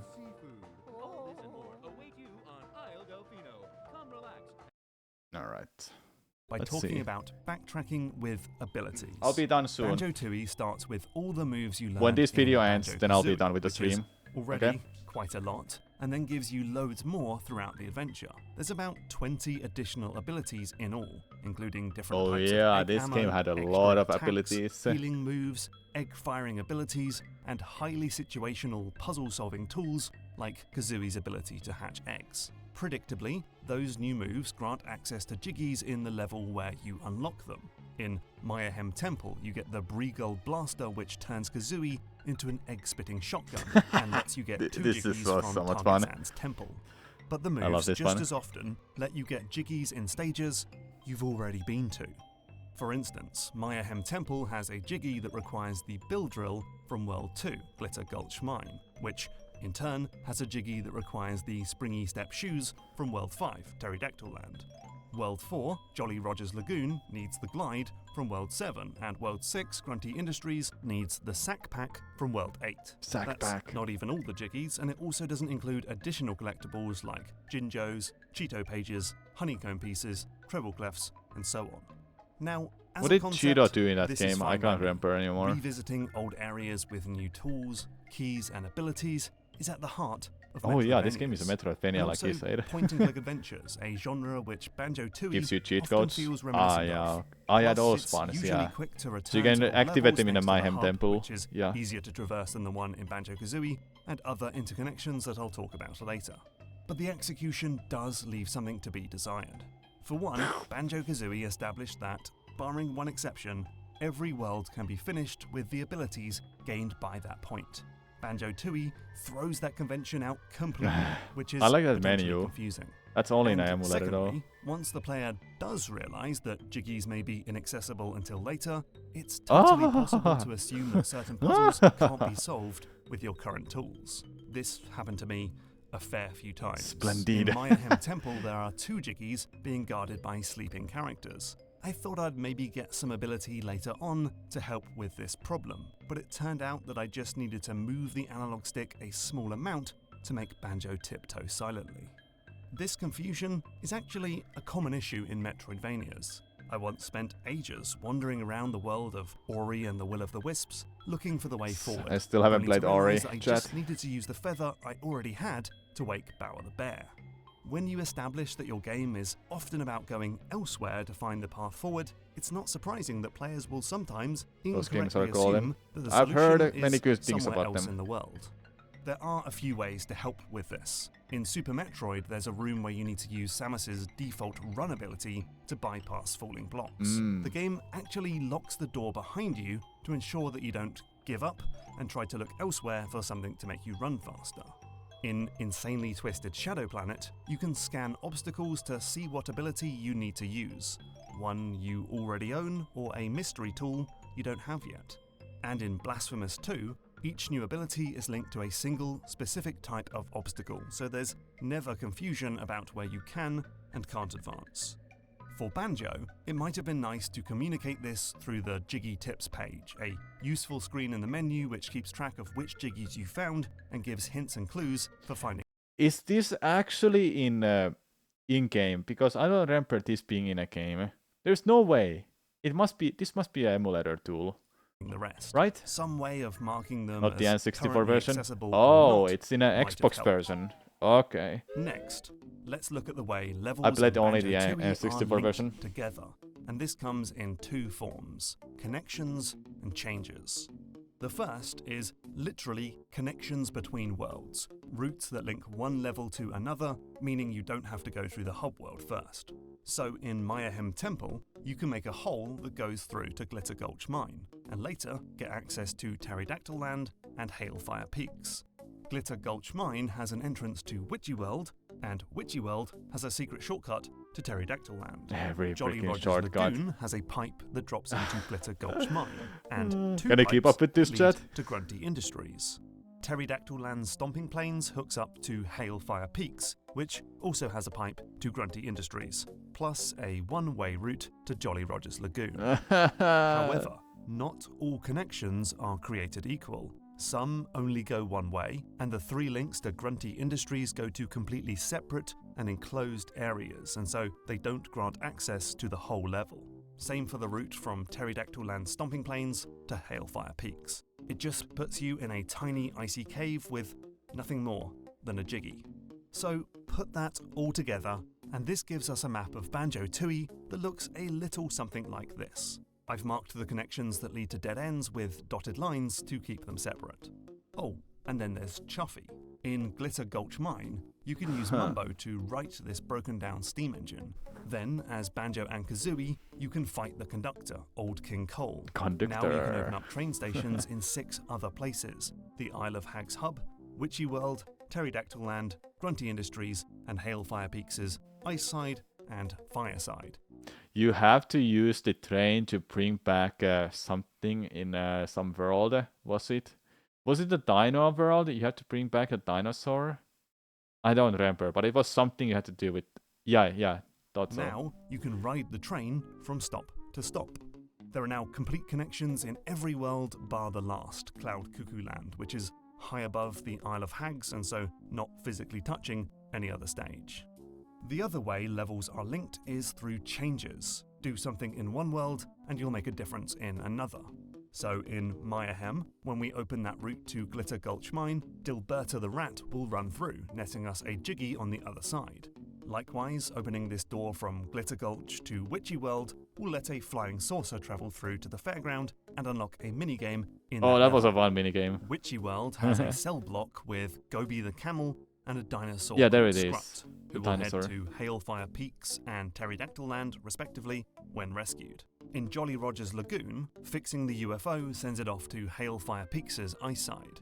Turning off the sewage in Grunty Industries will clean the water in Jolly Roger, and you can send stuff from Cloud Cuckoo Land down to the world below. You can drain this water into Dippy's pool in Pterodactyl Land, and you can knock George the Ice Cube down to be with his wife Mildred in Hailfire Peaks' Ice Side. Oops, wrong side. No, At least the water George. is cool now and can be drained into Jolly Roger's Lagoon. Phew, that's a lot of interconnectivity. In fact, every single level features some link to another stage in the game, whether that's a literal route between stages or a way to enact changes in another world. But what's the point of all this stuff? Banjo-Kazooie didn't have it after all. The only way to get from one world to another was through the hub. And outside of those super rare exceptions I explored earlier, the levels never impact on each other. So what do we gain from the connections in Tooie? Well, for one, it simply makes the world feel more connected and complete. Less like a random hodgepodge of disconnected worlds, and more like a believable space. Grunty Industries dumps its sewage into Jolly Roger's Lagoon, which delivers water to Glitter Gulch Mine. And characters visit Witchy World, or leave one world only to get trapped in Hailfire Peaks. Just like seeing Pinner Park in the skybox for Super Mario Sunshine, or realizing that Blue Lake is the cause of the eternal rain in the City of Tears. It adds to the world building and sense of place. 2, there's just something special in realizing that a world is more interconnected than you thought. Even with those dead-end shortcuts I just spoke about, it's still surprising and charming to realize that you just showed up in a completely different level. I've played Hollow Knight, okay? I just didn't know that small 3 detail. is that when it comes to those literal connections between stages, it can create expedient new routes and shortcuts. And in a game that often has you backtracking to an old area, perhaps with a new ability to use, or because you just made a change in another zone, unlocking quicker paths should be a very worthwhile reward. Then again, How dare I they kill personally him? never really used them for that purpose. It was usually just as fast, if not faster, to simply warp to the level entrance, leave, and then use the handy hub world warps to bounce to the other world. Ironically, this is an instance where Banjo-Tooie is actually so convenient by default that there's not much to be gained by an extra dash of speed. And then finally, there's using interconnectivity for puzzle and problem solving. For instance, you can't actually enter the main Grunty Industries factory when you first enter from the hub world because the front door is locked from the inside. The solution is to find this switch to open the level's train station, and then take Chuffy from another stop to enter Grunty Industries from the inside. Who thought this was a good idea, chat? You enter the world, Grunty Industries, then you have to take a train to the back side of the area. Then you can enter it properly, because the main entrance is closed. I thought it was genius. Because it's not likely that you see games to do these anymore. In Hailfire Peaks, you need to be a Stony to enter the kickball tournament, so you need to use the connection to Mayahem Temple to transform in that world and then come back through as a Stony. And I really enjoyed this puzzle involving Scrotty the dinosaur in Pterodactyl Land. Her 3 dino kids need help. One can be saved by Mumbo in the level, another is trapped in Witchy World's jail cells, and the third is sick. You'll need Banjo's taxi pack to put him on the train, park Chuffy at the Isle of Hags, and then use Mumbo's magic point to heal the dinosaur. These puzzles ask you to consider not just your current crop of abilities, or the tools available in the current level, Then it but gives to you think one about cheeky. the entire world as a possible Just one puzzle-solving cheeky tool. after all And that they feel effort. satisfying to solve because they reward you for understanding how this world works and how all the different areas fit together. Unfortunately, most of the other connection-based puzzles are less exciting. For instance, I mentioned earlier that you need to clean up the water in Jolly Roger's lagoon. It might have been cool to see a clue that the sewage was coming from Grunty Industries, and then make the intentional choice to travel there and turn off the sewage or block the pipe. But instead, there's just a shortcut above the tap in Jolly Roger's lagoon that takes you to a dead-end room in Grunty Industries, which has nothing but a sewer shutoff switch. And many of the changes just kind of happen. You break this rock in Cloud Cuckoo Land because why not? And then it drains down into Dippy's pool in Pterodactyl Land.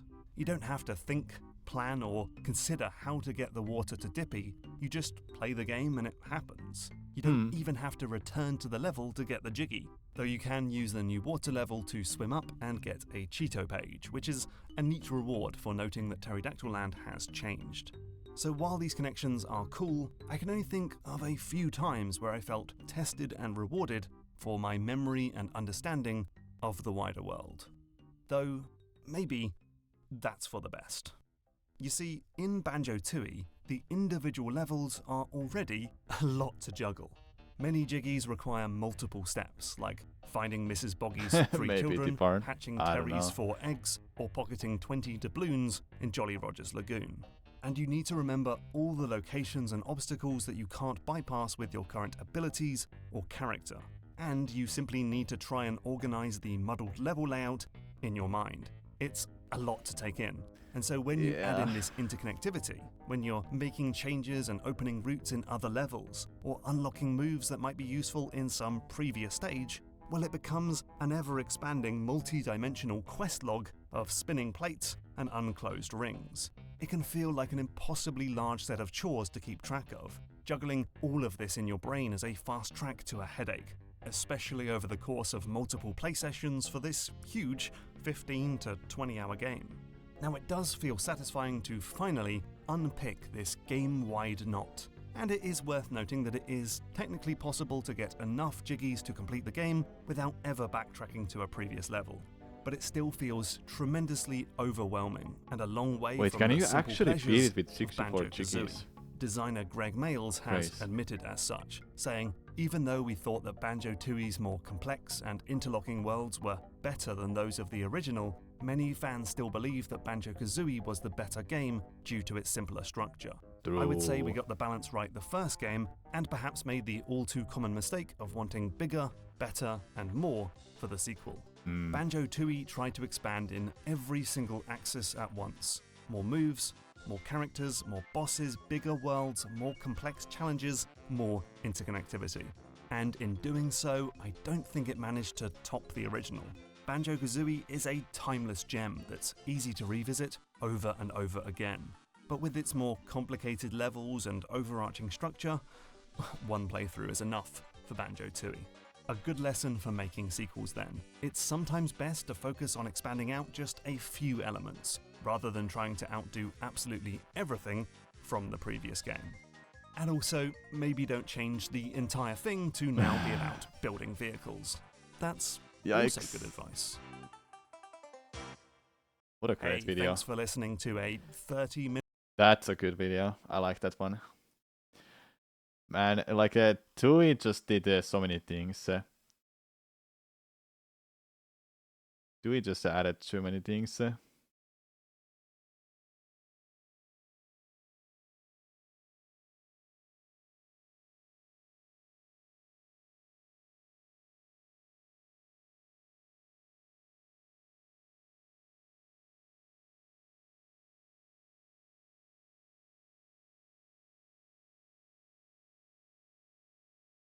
also weirdo who loves backtracking and it feels so satisfying to come back to finally finish certain jiggies. Yeah.